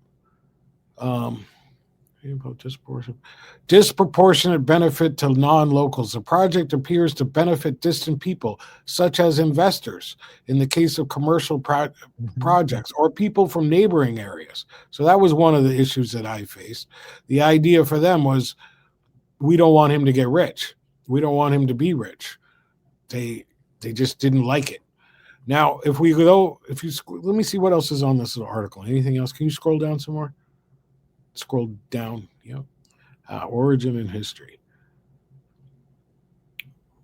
All right. That's that shit. Why don't we go to gentrification as well? Not in my neighborhood. It's all this shit. We want white tenants in our white community. That's so. It's, the term has its history. You're attracting white people. It was the exact opposite for me. It's like, we don't want to live with a whole bunch of white people. So you're. I mean, it's kind of a cliche move, but I'm asking you to steelman the position. If you talk to these protesters, would you find a few smart people that you would respect that would articulate their position in a way that would make some sense to you, or you're rejecting the whole crowd and the premise? At first, I thought I was special and I could work it out and I could make a deal. Sure, I'll make 2 of the units will be affordable and the other 10 will not. And I thought I was in a position to do it, but it was really just nobody wanted to see anybody make money. And the same thing just happened to another friend of mine who's trying to build a much more substantial project. He's trying to build 40 apartments where his house is. And legally, he should be able to do it. But the community, through so many different oppositionary techniques, has done everything they can do to prevent him from doing that. And it just blows me away. And this is a guy that, just like me, we grew up there. And so they don't want us, their own people, to make money. Like it's an anti-profit thing as well. There's a lot of socialism within African-American culture. I think there's 2 wings of Black culture. There's the separatists and the socialists, and then there's the integrationists. So it was a battle I couldn't win. I couldn't survive. I had, at that point, I believe I was spending something like $10,000 to $20,000 a month on my grandmother's care because she had Alzheimer's, and I couldn't keep her at home anymore. And I had to put her in a facility, and it was a horrible, traumatic experience for me. And it was extremely expensive. And it was like, I can't afford to do this, but I'm not going to I have to do this for my grandmother. I have to find $20,000 a month. And at the time, that seemed like a lot of money. To me now, not so much after I've learned capitalism, but I had to make a choice. Capitalism. Well, I surrendered. I said, all right, fuck it. I'm out. I'm selling everything I own in Boston. Fuck it. There's no way. I can't save nobody. I can't make this place better. And I can't improve my own financial situation here. I'm a real estate guy. I've grown up. My grandfather was. This is what I know how to do in capitalism. And I'm not allowed to do it here. And not because the government says I can't. Well, it is because the government says, well, you can't unless the neighborhood approves your usage. Mm-hmm. Well, what can I do? If everybody hates it and says no, I can't. I don't. It felt to me and still feels to me like communism and socialism, where it's like, okay, your neighbors can tell you what they want you to do with your money, and that's it. And I was like, well, I got to get the hell out of here. So I got out. I sold everything, and I started over again. I took, after selling everything, I had about $1 million, and I came to where I'd bought my parents' farm that after they passed, I inherited. And so I moved to this farm in the middle of nowhere in this, super rural Appalachian town, Appalachian American mountain town, and I decided to start over and use what I knew in real estate in a place where there was opportunity. These folks here didn't know what they had. They know now because I fixed it for them, but they didn't know. I was buying amazing properties that in Boston would have been like $4 million properties for like a couple $100,000, and it worked. So I came here with $1 million in 2018. Well, I started buying in 2015 up here, 2014, and and I just decided to take over 2 small towns. I took over Keene, New Hampshire, and Winchester, New Hampshire's downtowns. Define what you mean by takeover. Buy every building you can in the town center. And then you're now the major part of the commercial space, as well as the center of the town, as well as the largest taxpayer, is to do that. How big are these towns? Keene's a population of about 25,000, and Winchester's a population of about 4,500. So I was like, well, I was, coming from a big American city doing big American Talk real about estate. Feudalism. Right. It really, I literally, I'm genetically 20% Scottish. I'm like, I'm a Scottish laird, I'm a Scottish laird, and I'm going to go do that. I started a distillery. There's nothing more Scottish and, rich guy Scottish thing to do than to make a whiskey distillery.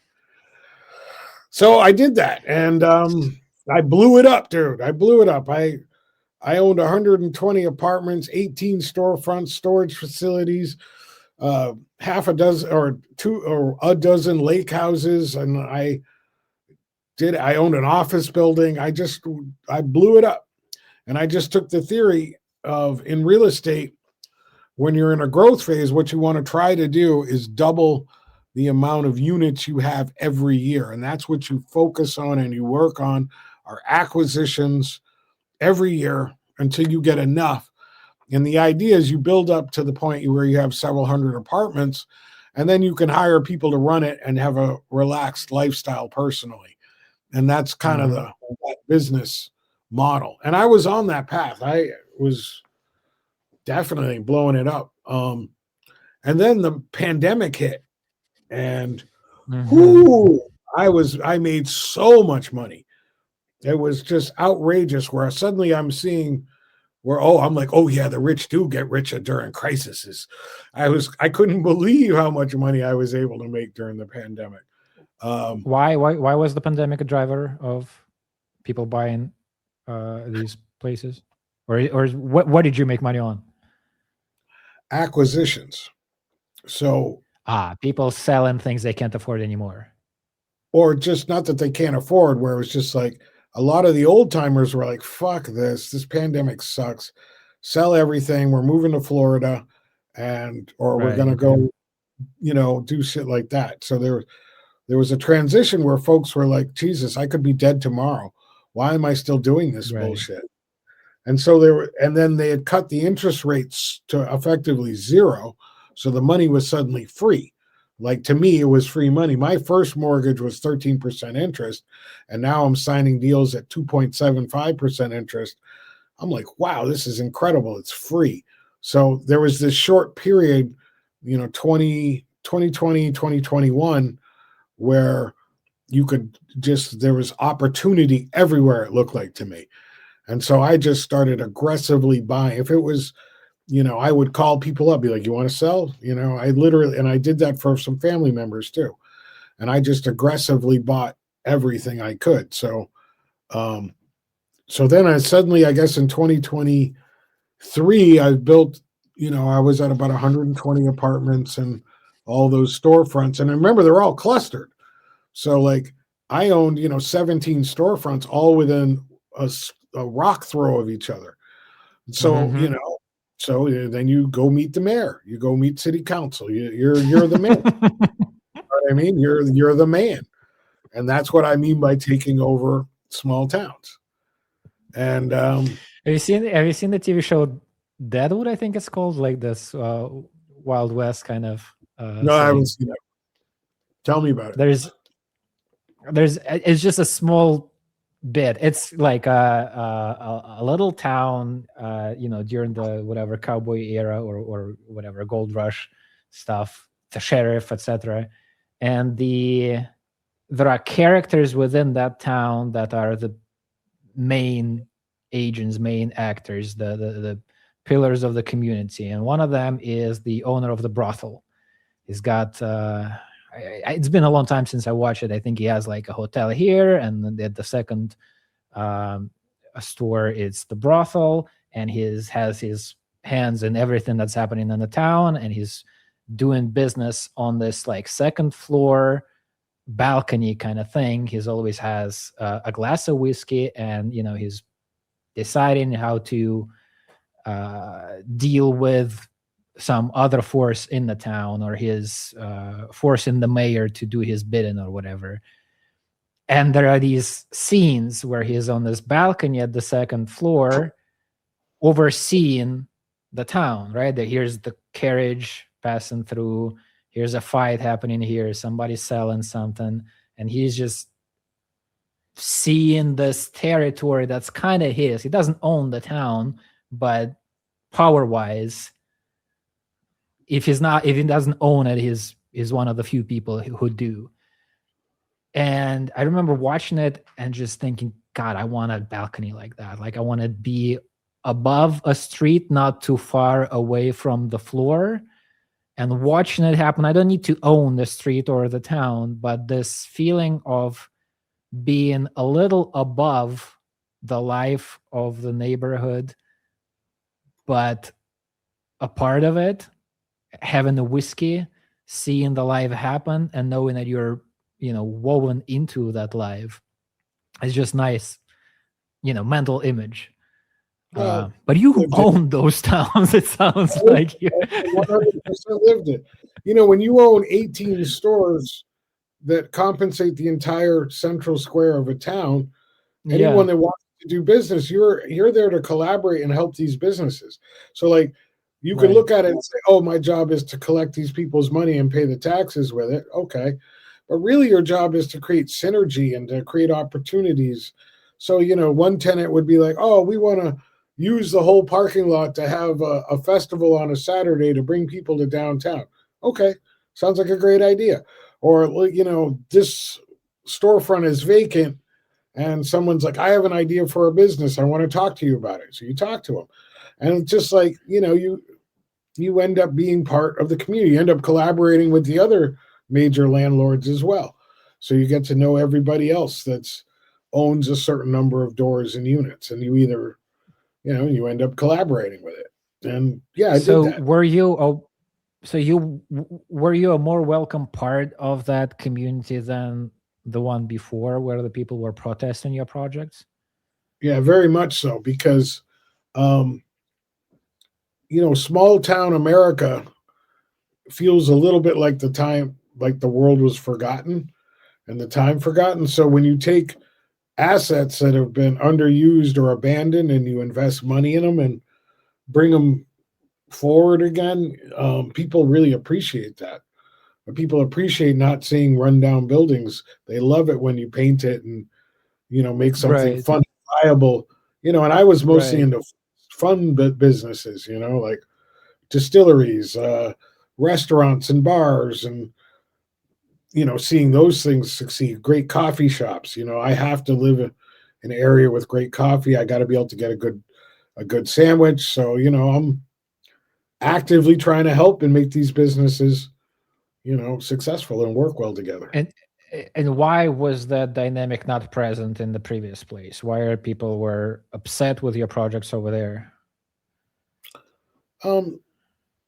Liberal left-wing socialism really is the ultimate answer to it. It's like there's just, the socialism and socialist thought is poisoned by envy and jealousy.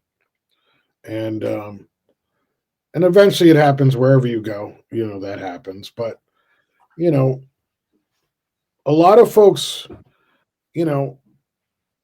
people, if I identify myself as a member of the 1%, right? What is your first thought?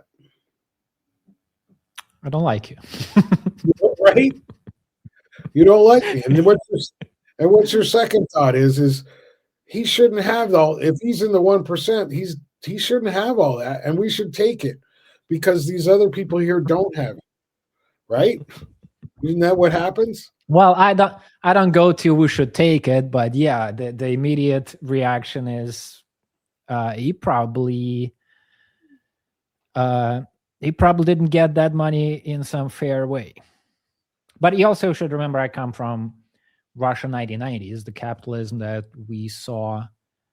I don't think anybody says that most of the rich people that we got from those years made that money fairly. Though, what is fair, I suppose? Well, that's the thing. Like, what it was this schoolyard. See, the thing I would came to is like the only thing is fair is schoolyard fairness, where it's like everybody gets one carton of milk and one cookie. Why does Johnny have? Johnny can't have 2 cookies. Take that cookie from Johnny, because we need this to be fair, which means everybody should be poor, and that's really what it breaks down into. And you can say, "Look, I was a landlord for years and years and years." Does anyone like the landlord? Have you ever heard of somebody saying, landlords are awesome? I've never heard it. I mean, I see my relationship to this is I'm so behind what I'm about to say about the landlords is where I come from. My relationship with landlords in Russia, it's like a person who has one extra apartment because his mother died and he now has this one extra apartment, and so he's renting that out. What I did see in America, the type of shit you're describing, where the landlord is a person who owns all of these buildings, and he's just a business owner, and these houses have no connection, or these apartments have no connection to him. I never saw that in Russia. That must exist, but I don't see it a lot. There's more of that.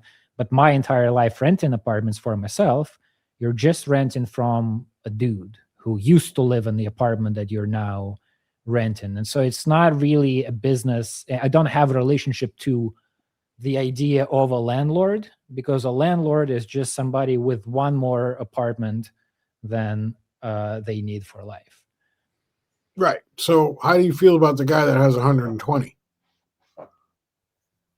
That's just bizarre to me. Yeah, that's like I'm giving you the first emotional reaction, right? I don't Please. have an intellectual description of why that's wrong, but it seems weird because it's unfamiliar. Right. And my perspective is my product is housing.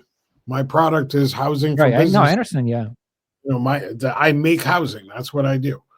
And people hate that, though. In America, like, the landlord is not a beloved role, except that we function as the sheriff of Nottingham, because we're the one that collect the money so that the taxes get paid, so the schools have teachers, so the roads are there, so that we have police. We are like the critical part of society that makes the whole shit run. But everybody's like, fuck my landlord, I don't want to pay. And it's like, well, I have to make you pay. Otherwise, you got to go, or our whole civilization collapses. Well, there has to be a spectrum of reaction to this, right? Like the apartment I'm in now, I'm renting from a landlady. I don't know exactly the extent of her operation, but it's not the only apartment she owns. And I can't be happier with her because she's a very nice lady. And she, like, if something breaks in the apartment and I text her, she helps with it. And then I also had landlords like back in Russia, those actually people who were not professional landlords, but motherfuckers, cheap assholes that are trying to make me pay more at every opportunity. and they're not really making a ton out of it. It's just like, this dude is an asshole and is trying to be, squeeze me as much as he can. And so that's just a bad relationship. Are you saying nobody likes a good landlord? You run your operation well, your prices are not jacked weirdly high. If something breaks down, you're there to answer and send a plumber, etc. And yet everybody's going to hate you. Yeah. Yes. Absolutely. And a lot of times it's like, it's a very frustrating experience. Some people think the landlord is like their mom or their dad. Like, they'll be like, my refrigerator's broken. So you're like, okay, let me go look at your fridge. You go and you say, well, you've never washed it. You know what I mean? You're like, the entire freezer is a giant block of ice.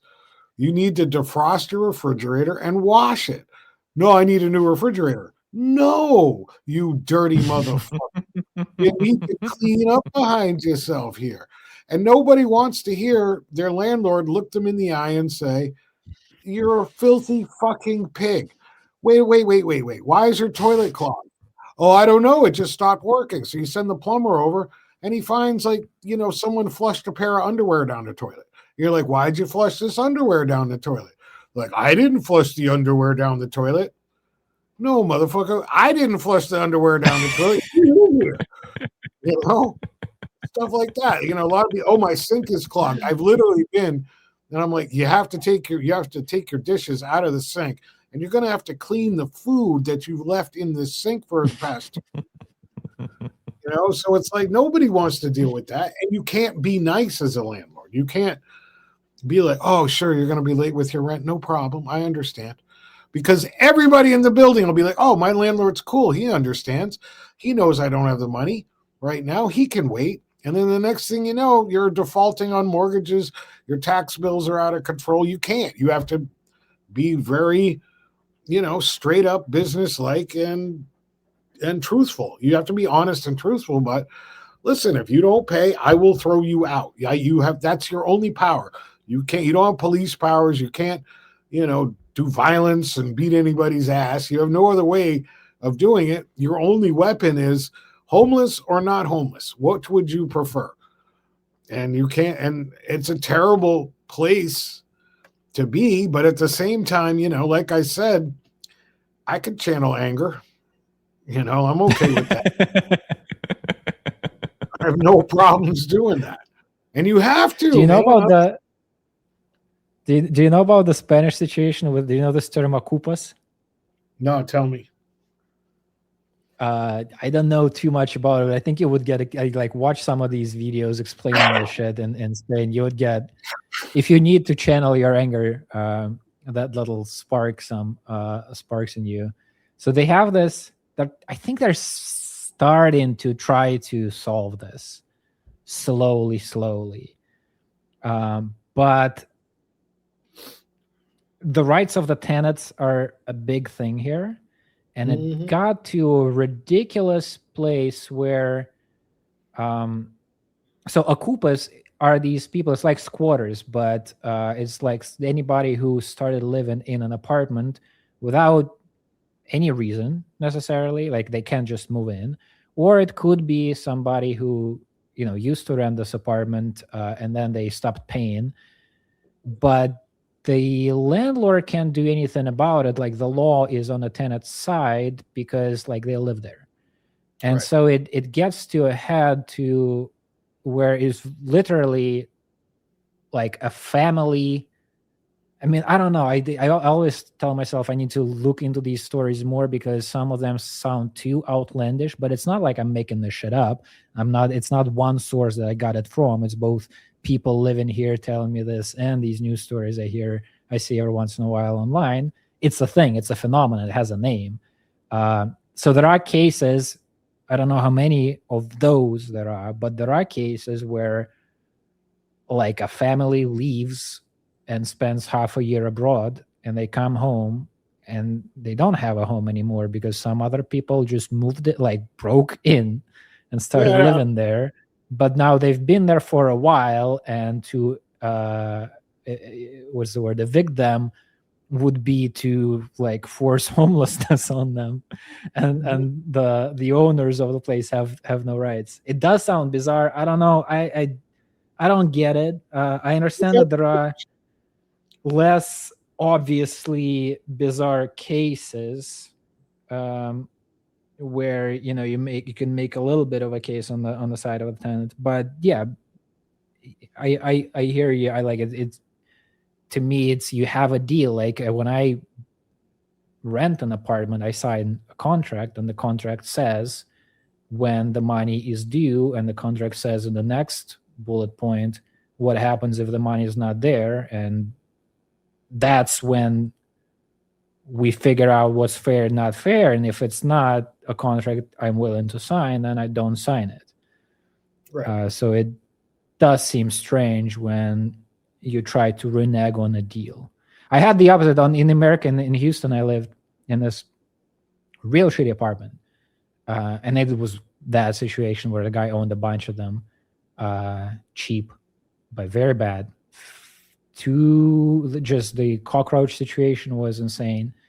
And then it got to, there was a situation where I had to go back to Russia to renew my permit, my visa thing. And my girlfriend, American, was in the US in that apartment. And I was just observing them argue with one another over email. And I'm not there to do anything about it. I can just either join the argument that is like getting more intense. And my general, I don't like going to like straight into a conflict and we're going to battle it out. I always look for ways to talk it through and figure out a way where everybody's like respectful of the other one and we come to some kind of a compromise. That was not what's happening in that email chain. And the problem was with the mold on the ceiling. The girl I was with was very unhappy with the mold. I understand that. And she was saying it's your responsibility to get rid of that. So when I finally got back, she did push him to start doing something about it. But what he did is he got some people to like remove the part of the ceiling where the mold was and not replace it with anything. So there's a hole in the roof. And it doesn't rain in Houston too often, but sometimes it does. And sometimes there are these flash floods and there's like, we're out and then we come back and it's just like the place is flooded. Anyway, we had this, a difficult relationship with the guy. Finally moved out. And I forget the details, but we had an agreement. And he owed us some money. Security deposit. Like security deposit or something. And we talked about it, it wasn't like we talked about it a year ago and now I'm bringing it up and a bunch of shit happened. No, we had this conversation recently. I'm showing up to give him the keys and he gives me the security deposit. And I remember saying that we shook hands, so that we must have. That was like we said it out loud what's going to happen. I give you the keys, you give me the money. Right. Okay. We're going to do that next week. And I'm arguing with my girlfriend who is saying this guy is a piece of shit. He's not going to give me the money. That's just not going to happen. And your whole peacenik attitude, oh, everybody like let's respect people. Maybe from where you come from, that has some currency. Here, you got to stand up for your right. You got to fight. He's going to fuck you over. And I am on the other side. And then finally, I'm meeting with him by myself. I didn't want her to bring the drama. So I'm by myself with the guy. And the motherfucker looks me in the eye and tells me he's not going to give me the money. But I won in the end with my method because my comeback was not to yell or try to punch him or say that I'm going to call on the police. I looked him back in the eye and said, I don't understand how you're doing this. We're men and we shook hands and we said out loud what our agreement is. And now you're going to just look me in the face and say you're not going to do what you said you would. And, it took him another 30 seconds to find some formulation that saves him a little bit of face, but I got my money back. Well, anyway, that's just a reaction. Whenever you question a man's honor, you're generally right. When you just take it, a lot of women need to figure this out too. It's just like men are relatively simple. They're relatively simple people where it's just like, listen. A few buttons to push that are not complicated to figure out. We're talking about your dick and your balls here, buddy. We are a man, or are you one of them women folk who lie and cheat? That's what you said. That's not what I said. No, but it's the principle. You questioned his manhood. You said to him, but you were a man. Yeah. You were a man handling it man to man, and here you're telling me you're a woman with Russian accent, and now I understand you're a woman. And then he thinks about it for 30 seconds. He says, "Kid's right. Here's some money." That's what happened. That's what I think. No, I don't agree. That's what happened. I don't think if I invoke the manhood that. If you're not a man, that doesn't mean you're a woman automatically. It can be you're a child, let's say. Yeah, I would. You're just not right. You're not a worthy human being, is what you're ultimately telling them. That we had a deal. We were human beings, and we approached it human to human. And you're telling me that you're not going to do what you said. How very disappointing and sad that is that you have so little sense of morals or right or wrong. Is that what you teach your children? Is that how you teach your children? Very effective. I like it. I've done similar. So let me. We've been talking about housing for a while. Let me. I don't know if I can formulate the question very precisely, but I want to again get a better sense of the arc and just we've known each other now for what, a little more than half a year, between a year and a half a year. Like 10 months, something like that. That's major. And we met in July. Of 2025. And so my mental image of you is, becoming more elaborate and refined, and you do some of these, I'm a proud capitalist, and you're like, okay, so he's a proud capitalist, and you're like, also socialist at heart, and you're like, okay, that's. Well, just succeed. So I just want to a socialist. Yeah, that's it. So I just want to get a little better. So you gave me this arc now, and you in our previous conversation, there's a whole family history. So I have a lot of the pieces in place. I just came across yesterday. I was cleaning the laptop from big and old files, and I stumbled on the video. I think it was your first appearance on the Glenn show. And I was like, that dude looks very different. You look 10 years younger now. You've got your teeth now. And you're... So, that moment when we met, was that... Were you already in some kind of a transition, another one of your transition periods? Or did that start a transition? And how you... what is the new... chapter or identity or whatever that's being formed right now, and how are you feeling about it? Well, 2023, 2024, my life, I always try to plan in 7-year chunks. It's all about advanced strategic planning. And originally in 2018, I had said that whatever I acquire over the next few years, that when I can double my investment or make a good profit, I'm going to sell. And then I'm going to try to live a rich guy lifestyle. So in 2023, I began to take apart the empire I had just built, because what had happened, which was unexpected, it came 5 years early for me, was as inflation just went through the roof. And that meant all the assets that I had bought during the pandemic effectively in less than 3 years, it doubled in value. And so that forced me to look at everything. And then I began to say, what am I doing it for?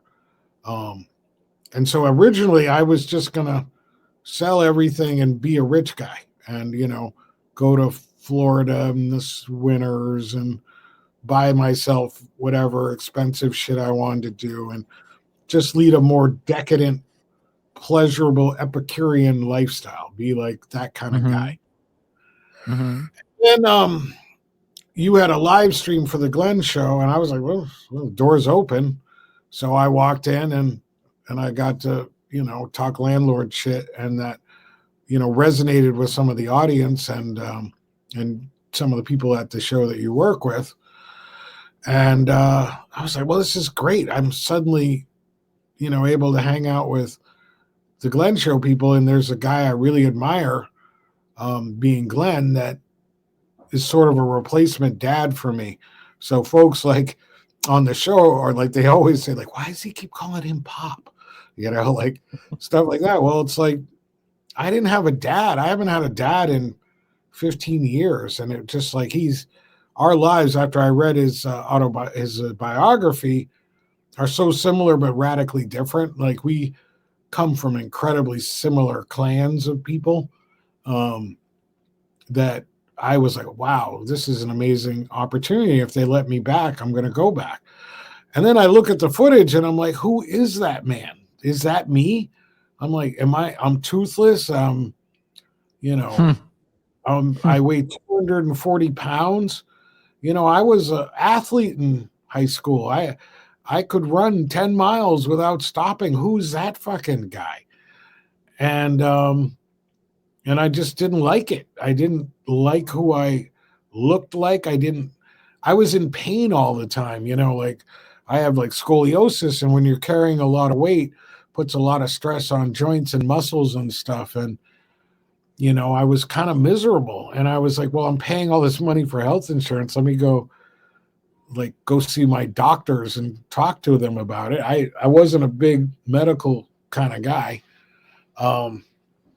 And they were like, yeah, you're obese, you're fat, you have high blood pressure, you have type 2 diabetes, you got no typhuses, although you've quit cocaine, liquor, the giant list of shit I've quit over the years, you're a smoker, you still smoke marijuana from time, and you smoke cigarettes, like you're going to be dead, dude, you're done. And I'm like, well, I don't want to be done. I have this opportunity to hang out on the Glenn show, and suddenly I was like, what am I doing all this other shit for? If I have extra money, I want to spend it on making art, or I want to make stuff like eating a $300, $500 meal. Well, it's going to be a fleeting pleasure. But like, if I make things that I can share and have fun with, that's a more fun thing to do to me. And so you were not like, now every time I talk to you, you're doing something like that. You got a new song to show me, you got a new project you're into. That was not the case like half a year before we met. Yeah, definitely not. I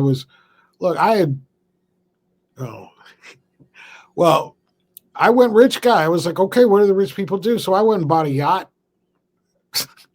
I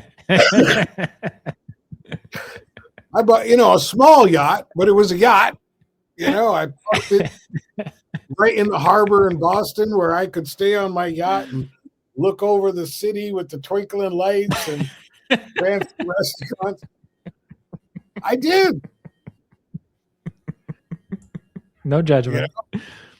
I didn't know. I was like, okay, I've never been rich before. Like, what do rich people do? And then like all my rich friends were like, we're going to go on a hunting trip to Africa, and we're going to, go shoot, endangered species or whatever.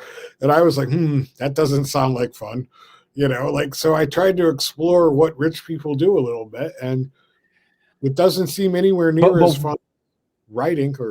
But why did the creativity, and when did it taper out originally? So you were making, there was a time that was your professional life as well. You're making movies, you're making music videos, you're teaching other people how to make movies. I guess Patty for most of that time is by your side, and she seems to be a creative person as well. Yep. Like, when did you stop doing art first? 2017 was the last time I made anything. Certainly anything for money. I was at that time we had a contract with Home and Garden Television, and we would produce several hundred web videos for them a year. That business generated around $800,000 a year for us, and I just was like, I wasn't happy with it. Or I mean, I was happy because I try to be a happy person. I guess I was just making what other people told me to make. When there's no room to make. So until now, you were not. Until now, all your creativity was work, was making money as well. It was businesses, and now, is that right? And now, for the first time with your Substack, with the songs that you're making with Pat, you're just doing it for the enjoyment of it. I'm doing it for the enjoyment. If it makes money, I'm a capitalist. I'm not going to be like, oh, keep that money. I don't really want it. I'm not that guy. But I'm not. The motivation isn't because we get a check on Friday if we finish this thing on Wednesday. That's right. But so my question is this now the first time that is the situation where you're just doing it for fun? It's the first time since film school. It's the first time since I was a graduate student where I've made stuff without the connection of a check to it somewhere else, where it's just I'm making it because I want to and because I can. And it's like, okay, well, the Substack thing, same thing. It's like I'm writing this stuff because I want to, it's fun, and I have the capability of doing it. So why not do it? Same thing with writing a book. I was like, well, I can do it, so let me do it. And let me do it because it's fun. If anyone, I'm Gen X. Gen X guys, we just don't care. Like if someone doesn't like it, I don't care. Like it doesn't affect me in any way. If someone does like it, it makes me feel good, and I'm happy to share of myself. And if my sad media helps someone else deal with their sadness, that's a great victory. But I don't care. Like it's once you eliminate that and you're not doing it, to pay the bills, it's an entirely different experience. And it's been an entirely different experience for me. Like, if I connect money to the work, sometimes it officially loses fun. My little brother said it really well one time, and he's my little brother, so I think he's an idiot, but I love him to death. But I was like, dude, you love sports so much. Why don't you get a job, as a sports analyst or reporter or something? He was like, but if it was my job, I wouldn't like it anymore. And it was like, that hit me like being punched in the head, because I was raised to be like, well, you always want to do what you like for your work, and then it's not work anymore because you like doing it. But he was like, if I do it for work, I ain't gonna like it anymore.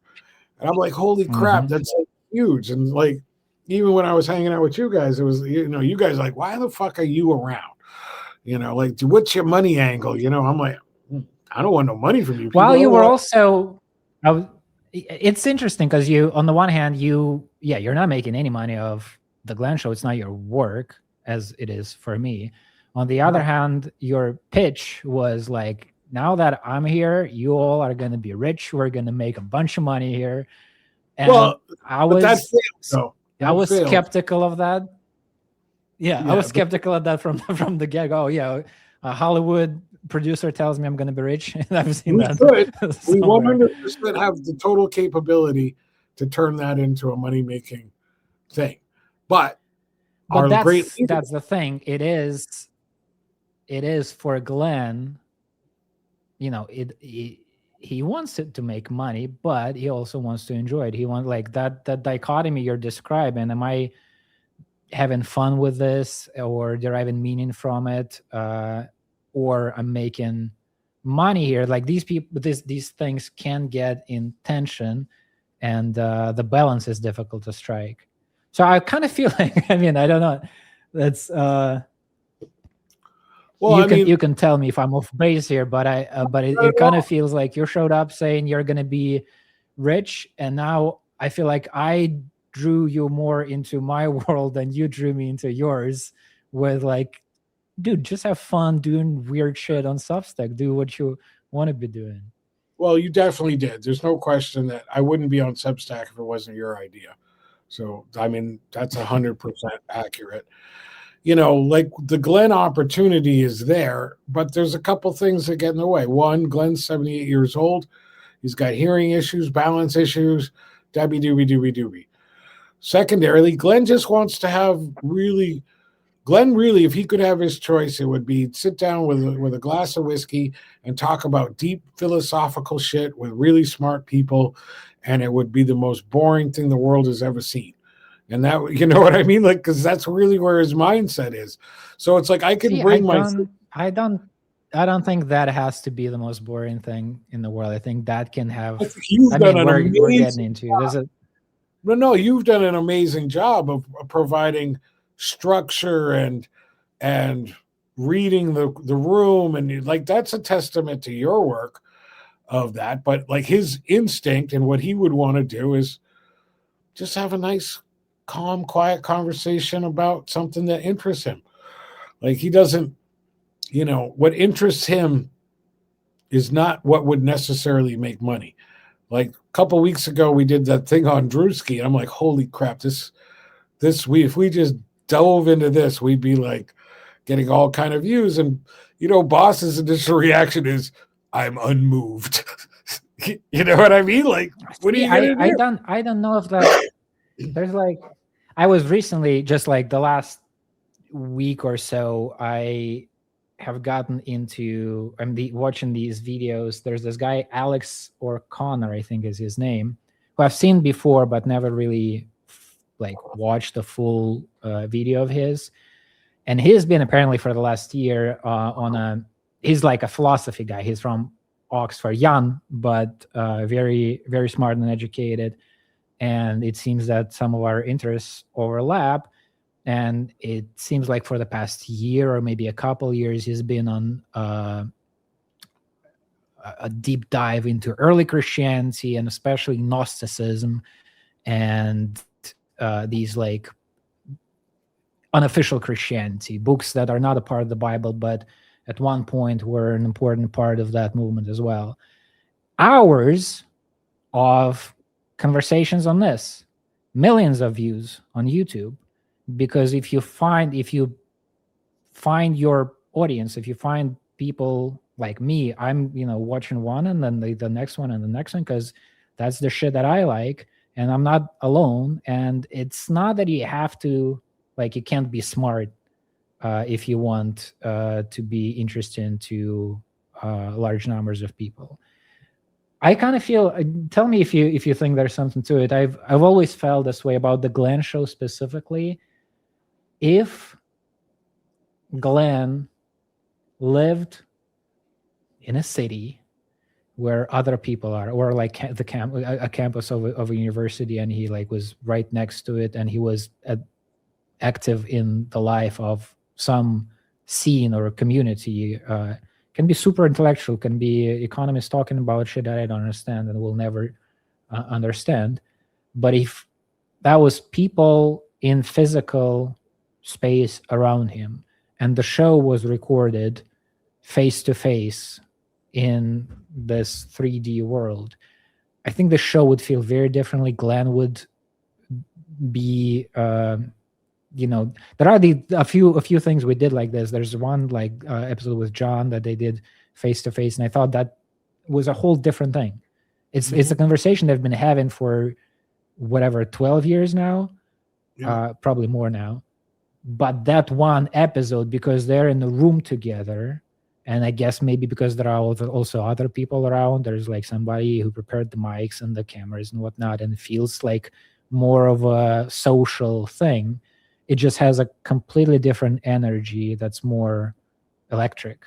And I think that has more to do with like that is a bigger challenge of, that has more to do with the challenge of getting your shit engaging for larger numbers of people and finding them, through YouTube, then the sub's not, like you're saying, it's philosophical, intellectual. That's not a problem. Philosophical, intellectual, those are not bad things and don't have to be very niche.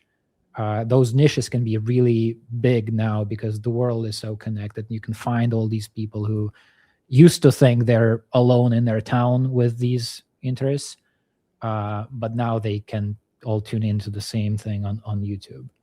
It's like finding the, as you say, the energy is the main thing. That's right. Well, I mean, you're right. I have a former student. His name is Kyler Schelling, who produces a fantastic podcast on sports, and it does not work at all as a Zoom thing. They have a set. They had to build a set. They has to have live interaction for it to work. And he watches what we do, and he's like, "How the fuck do you guys make that work at all?" And I'm like, "Well, It just does. It does. It does actually work. But would it be a better show? Absolutely. If we had, a set and some cameras and guests had to come to boss's house, because it's in a way that's what you're doing, it would be a whole different, experience. But we're, Glenn wants to talk to people that are all over the place. Glenn's talking to people at the Hoover Institution or people that live 100, 200 miles away from him. And Glenn's theory, and he's right, is that it's about what we talk about. And yeah, our relationships are different, but as he begins using more repeat guests, and as our guests continue to want to be involved and show up and stuff, that we'll start getting a level of familiarity, which will be closer to what you're talking about. It won't actually be it, but it'll, people will feel the show. And the other issue with the show is the show doesn't have its correct audience yet, in my opinion. The show got its major audiences in the wake of the George Floyd thing, because here you have two heterodox black guys who are talking, opposite of what the major media is saying, who are respected New York Times columnists, Merch scholars. I mean, these are, John McWhorter and Glenn Lowry are really heavy hitting dudes. And then, people like Mearsheimer will show up, or, these are, Nobel Prize winners are hanging out with us. Like, it's a big deal. But we didn't, this show launched and got its original popularity from people who were there for the heterodox thinking, which has also turned into people that kind of just want to see black people talk shit about black people, which is really not what's going on within this organization and there's some of that. Yep. In this show. So we have a much longer road to take than any other normal podcast towards profitability. And that profitability it's there. I see it. It's really obvious to me. But, we have to do things. We have to be more intentional and deliberate for us to do that. And then one of the things, like, as you know, and now our audience knows, we have to be serious about the job. We have to be 6 weeks, 8 weeks ahead. And we're not, we're still pulling together a show 4 days before we do the show. We're not thinking about what our programming is. We're not at the level, and we're getting there. We're making improvements. Don't get me wrong, but that's the real work we have to do. And it's just time consuming, and finding our way and finding out what, what's going to work and what isn't. We've made some banger shows over the past, the 8-10 months that I've been involved. A few of our shows, I've walked away like, boom, dropped the mic. Like, we just punched it in the mouth. And then there's some of our shows, where it's like, Jesus Christ, Grandpa's tired. Grampy needs a nap, and we need to protect him a little bit.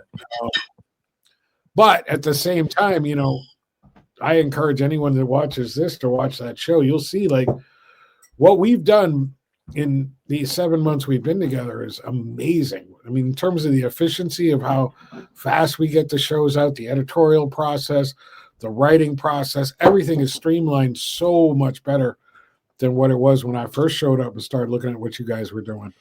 You know, we're doing. And we're great. still, I think, just starting out with all of these. I mean, we've made a lot of progress, but we're making more. There's with every thread like this, I think there's a, you know, when it's really optimized and we really get our skis, it's going to be a whole lot of things. So yeah, I'm super grateful for your appearance. I think it became much more collaborative and yeah, more. I'll stop with that. I'll say collaborative, but there are other adjectives I could have used. Yeah, it's a collaborative art, and once you start approaching it as a collaborative art, it ends up becoming better. But it's still a challenge. You know, Glenn wants to think about really deep shit. Glenn's no longer, in my opinion, he's not a practicing economist. He's not a practicing professor. He's not a practicing, you know, Black studies person. Glenn is turning into a philosopher right in front of our very eyes. It's like I can just see it. He's no longer, you know, educator or any of that. He's starting to develop his own philosophies of life. He's out there playing with his writing and with robots and reapproaching all of the things that he thinks about. And he went through that giant discovery process of creating that memoir, which forced him to relook at all sorts of shit. So, you know, it's fascinating for me to watch a man, you know, go through that self-understanding, and then where do you stand? Where are your regrets? What are you doing to change? It's a fascinating thing to me. And I'm just so thankful that, you know, the man, in a way, you know, he saved my life by allowing me on. I mean, I'm down 64 pounds. I got teeth, and I'm excited to, you know, participate in. I get to read Glenn Lowry's writing before and just about anybody else in the world does now. I mean, that is like the coolest fucking thing in the world to me. Like, you know, he'll send out an article to the team for thoughts and stuff. And I generally don't want to say nothing because it's not really my place. But I'm reading this stuff before the world reads it. You know, how cool is that? And I'm just blessed because it's informed me and I've learned so much that I'm just having the time of my life. And I've done, you know, I've helped lots of podcasts and very successfully, like in terms of economics, like we knocked the doors off of it. But do I like what we created? No, I don't like it. You know, I'm like, we did it, but I don't want to watch that. It's just mean or whatever it was that we decided, you know, what we did. And this is a different experience. It's like, you know, for me, like that show you produced with Day, Bessner, and Kotlikov. Oh man, that to me that's my favorite. That's so funny how what different reactions we all had, because you said that, Mark, everybody said that. After the show, like we finished the stream, I got up, there's like no facial expression on my face. I go into the other room, I go to my wife, Karinочka, we're gonna have to go get some whiskey right now. I gotta like pour this, like because Larry's pro. It's not just.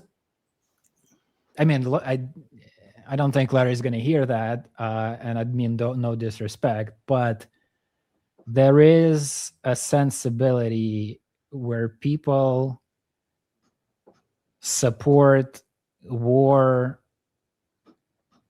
so carelessly.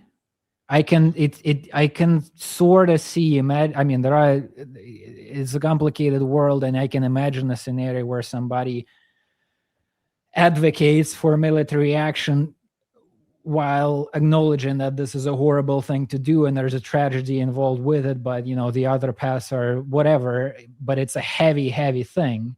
And there's a different kind of person who says, I mean, maybe it's going to turn into Libya, maybe not. We'll see. But I think let's go. And just full throttledly, just a celebratory post on his Substack. Finally, somebody with balls to stand up to Iran. It's just like so. And when challenged on that by the two other people on the show, he's so unfazed. He's so like, he's not troubled by things they're bringing up. He's just like, no, I think you're wrong. I think it's fine. It's probably gonna turn out fine. Maybe not, but probably will. I think it was even more callous. It was more like, you stupid kids. One day you'll grow up and understand why we must tell Russia right now that this will not stand and put American troops on the ground in Kiev. I'm like, you know what I mean? Like, my reaction was like, my eyes were like, I mean, look at the thumbnail you made from it. You were like, you totally felt what I was like. I was like, did he really say that? Like, holy shit. Like, and this is a major economics professor emeritus. Like, what? So I love but like, as far as the effect of the show, you're saying like that was a banger. I was like, I'm gonna be depressed now for the rest of the day. I'm gonna go drink heavily, and then tomorrow I'll crawl out of this. I was like, I'm gonna have a celebratory dinner. This worked out just great. I was like, this was incredible. And I also loved, one of the things I really liked about that particular show is both Besner and Day are younger. And it's just like so good to have like a different generation in the conversation and in the room. That felt so good to me. It just felt good to be like, look, Pop is bringing together young people. I felt the same way with the Chloe, Valdery, whatever her new last name is.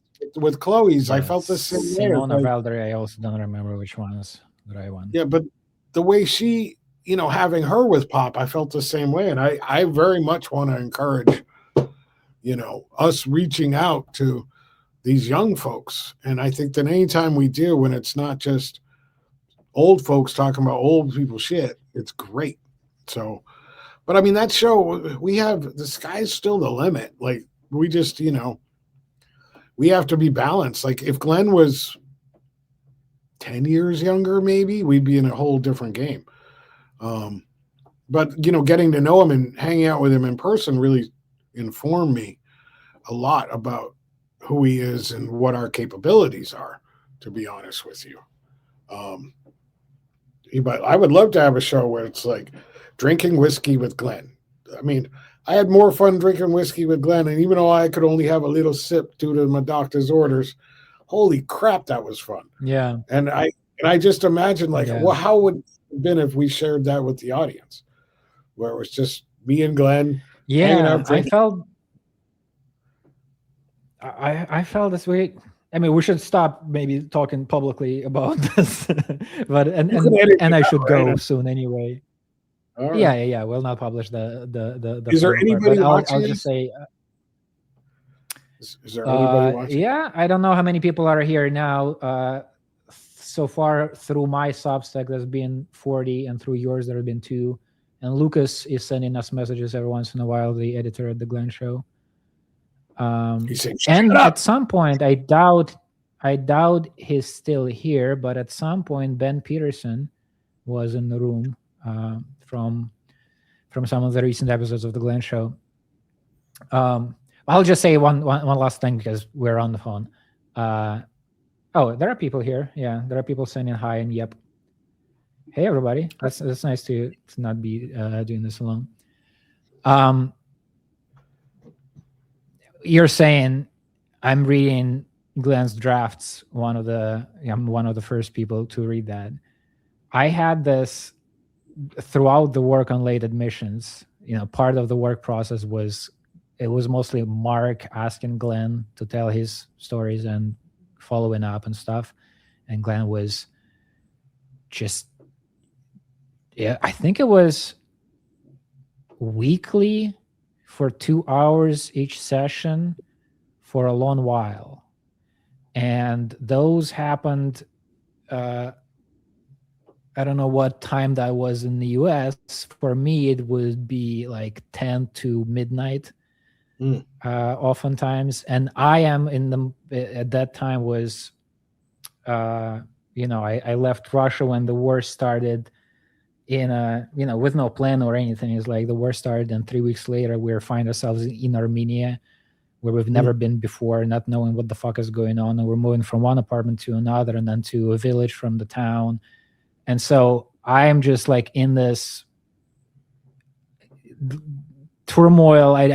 My life is, there's no understanding of what is happening and what's going to happen, in a month or even in 3 weeks. But every week there's going to be a couple of hours of Glenn telling stories from his life, and Mark, asking him questions and trying to get him to say more. And maybe he doesn't say the full thing on the first try, and Mark goes like, well, did anything else happen? Was there another motivation to this?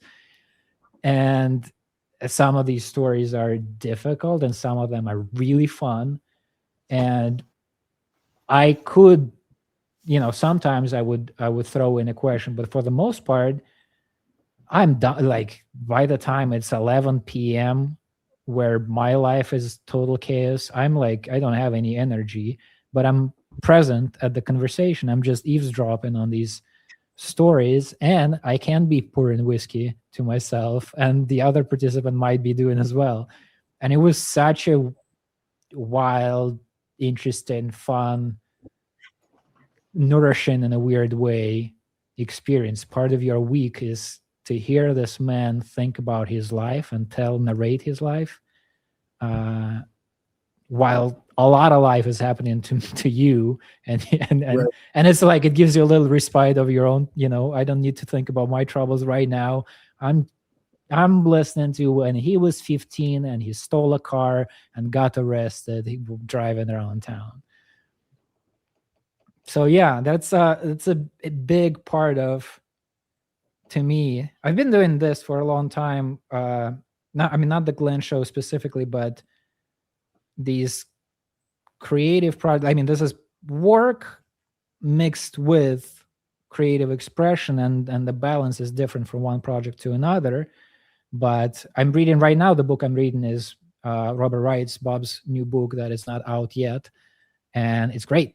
And I'm engrossed, and I'm gonna be able to ask him about it. And we're gonna do a podcast every couple of weeks, and I can be reading the book and talking to the author. And if I have any thoughts or questions, there's the guy who wrote the thing for me to engage with. There was one moment I remember I remember that feeling like a threshold in my life when I moved from Moscow to St. Petersburg, which is like a more creative city of the two. And I just got this, there's this guy, John Horgan, who's a friend now, and at the time was already, but he's a writer, a science writer. And I think it was the first time that we collaborated in this way. He had a new book, and he wanted me to make a cover for it, like a graphic for the cover. And I started reading it, and I said, how about I do illustrations for each of the chapters? And that's what we ended up doing. And I remember this moment, like I'm in a new city, which has all this romantic and adventurous aura around it. And I'm at this cafe, and I got printed out a book that nobody read that says, on the first page, not for distribution. And I'm going to drink my coffee, and I'm going to read the manuscript, thinking about what I can do for the illustration for each chapter. And that's work. That's I'm getting paid by the hour. Me sitting at the St. Petersburg cafe, drinking coffee, reading an amazing book, and thinking what I can make to make it cooler by adding visual elements. I'm getting paid for that. Yeah. That was a game changer. I was like that in my early years of filmmaking, where it was like, I can't believe they're paying me to shoot Flavor Flav and Chuck D. I can't believe it. Right. Like that was early days. But 20 years of anything like that, you're like, I guess. Gonna buy some apartments. I think I'd rather, I don't know. There's got to be a better way. Has to be something better than that. Yeah. All right. It's been 2.5 hours. Good convo. And we should do this again. Let's do this once. Let's just Let's hang out. Yeah, that's man. I've been wanting, and like we've had these conversations. Like I can do this, and here's different ways we can collaborate. I think there are actually things that I haven't shown you that could probably be useful for you. Have I shown you your brand Bible? No. There's this thing that I'll find it and send to you. I think you'll probably actually find it useful. It's a AI produced thing, but based on the first conversation we had, and I forget what other input and some interaction between me and the bot, but like that genre that you introduced me to of a brand Bible, like put in, we talk for 3 hours or something. You tell me the history of your family and your worldview and this and that, and all that information put through the filter of what the final product should be, which is, here's what the brand is and the dimensions of it. And then I argued with the bot and changed things around, but it has an interesting effect. There are some things that it brought up as like focal points that I would not think of emphasizing this way, but immediately after reading the sentence, like that sounds exactly right. Like one of them was, so it's like giving me strands of what your personality, worldview, etc. are that can be further articulated and presented to the audience as like, here's a theme, here's another theme. And one of them was, I think I'm maybe misremembering. I don't know how exactly the process was structured, but it's like this guy's whole thing is networks. There's the familial story. There's like his collaborative work projects. Here's his understanding of what you told me now in this conversation with the housing. It's like I'm changing what is changing the landscape of opportunities in this neighborhood by building things and collaborating with others, and people are having running businesses within the properties that I own, etc. And that's like the theme. That's his thing, is how to be a valuable node within a network, how to be a part of a network that gives value to you, and the relationship between them. And it's not that I wouldn't have thought about it at all, but to isolate that as the thing, it hadn't occurred to me at the moment. And then the machine spits it out. I'm like, yeah, that we're keeping this bit. That does seem about right. Oh, it's 100%. So I'll find that and send you. But what I was saying is the easiest way for us to collaborate and keep doing this is to establish a schedule. Like once a month we talk and we stream. That we can do. That it doesn't necessarily. Yeah, and bring Boris with you. Let me meet the Russian, the other one. Yeah, let's do it. Good. I'm in. I love hanging out with you. We have too much fun. And yes, yeah, so I want to do it. You just tell me what we go and do, and if I get a calendar reminder, I'll be there. But you know me, I live good. And I'm a mess. But cool. Nick, thank you for hosting this conversation. It was so much fun. I always like hanging out with you, and I hope that we said something interesting to anybody that was hanging out with us. But yeah, like that was a lot of fun. Hey, quick question. What'd you think of my conversation? What'd you think of my conversation with the Antifa guys yesterday? I saw that you. Oh, I jumped in, but you guys disconnected pretty soon afterwards because somebody called you on the phone or something, and then I don't know if it continued afterwards, but I couldn't find the stream after. It's on my Substack page if you want to check it out. It's on my Substack page. I just love the idea of me hanging out with the Antifa communist socialists. I had so much fun with those kids. That was Is a lot that of is fun. that a friend of yours or No, it's a guy somebody? on Like, how did that Substack. conversation go about? He's just a guy on Substack. He runs a page like Surviving Late Stage Capitalism, and I followed him, and he was like, "Yeah, I'm looking for people to debate." I'm like, okay. Poor kid probably didn't know. He's not a kid. He's a man. But you know, to me, I'm old, so everybody's a kid. But I don't know if he was ready, and I hope we can do it again because I had a blast. Like, you know, poor thing. He had to go hang out with me. Yeah, that's. I mean, that's you know, networks is this guy's whole thing. Spit to me by Claude. That's a very good quality to have in today's economy. Like, that's what this thing is. If you enjoy making connections, talking to people, whether you agree with them or not, and you make it so that they want to keep talking to you, that's a huge advantage in this, whatever we're calling it, content economy or attention economy. Mm-hmm. It was so much fun. I hope he had half as much fun as I did, and I hope we can do it. I want to do it regularly because it was just, I don't know, it was so much fun. You know, communists always use the same words, and it always makes me giggle to myself. And I don't think it's just communist.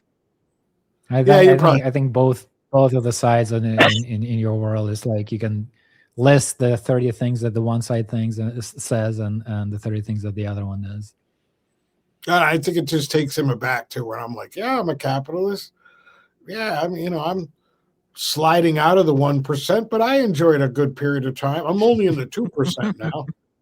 Yeah. Oh no, we're gonna evict them. Like, just like to say that right to an Antifa guy is kind of fun. Oh yeah, we're gonna throw them people out on the street. This is terrible. They can't be in there doing all that cockroaches and shit. We ain't living like that. It's really quite fun. Anyway, well, thanks, Nick. Thank you, Rob. I always enjoy talking to you. I'm gonna just push end stream. Thanks to everybody who has been here and who. And by the way, the other thing about these streams is people come in and out. There's like 3 people showed up within the last 5 minutes. I don't know if they stayed, but it's the longer you talk, the more people will pop in, pop out, and if they catch, if what they catch is interesting to them, they might stick around or subscribe or you know, become a part of the audience or community if that's what you're trying to build. Yeah, I want to do a panel show. We got to do a panel show, Nick. I want to bring on experts in different fields that are not expected. I have an idea. It's going to be really funny. But let's talk later. We'll talk about this. All right. Thanks so much. Thanks. Talk later. Yep.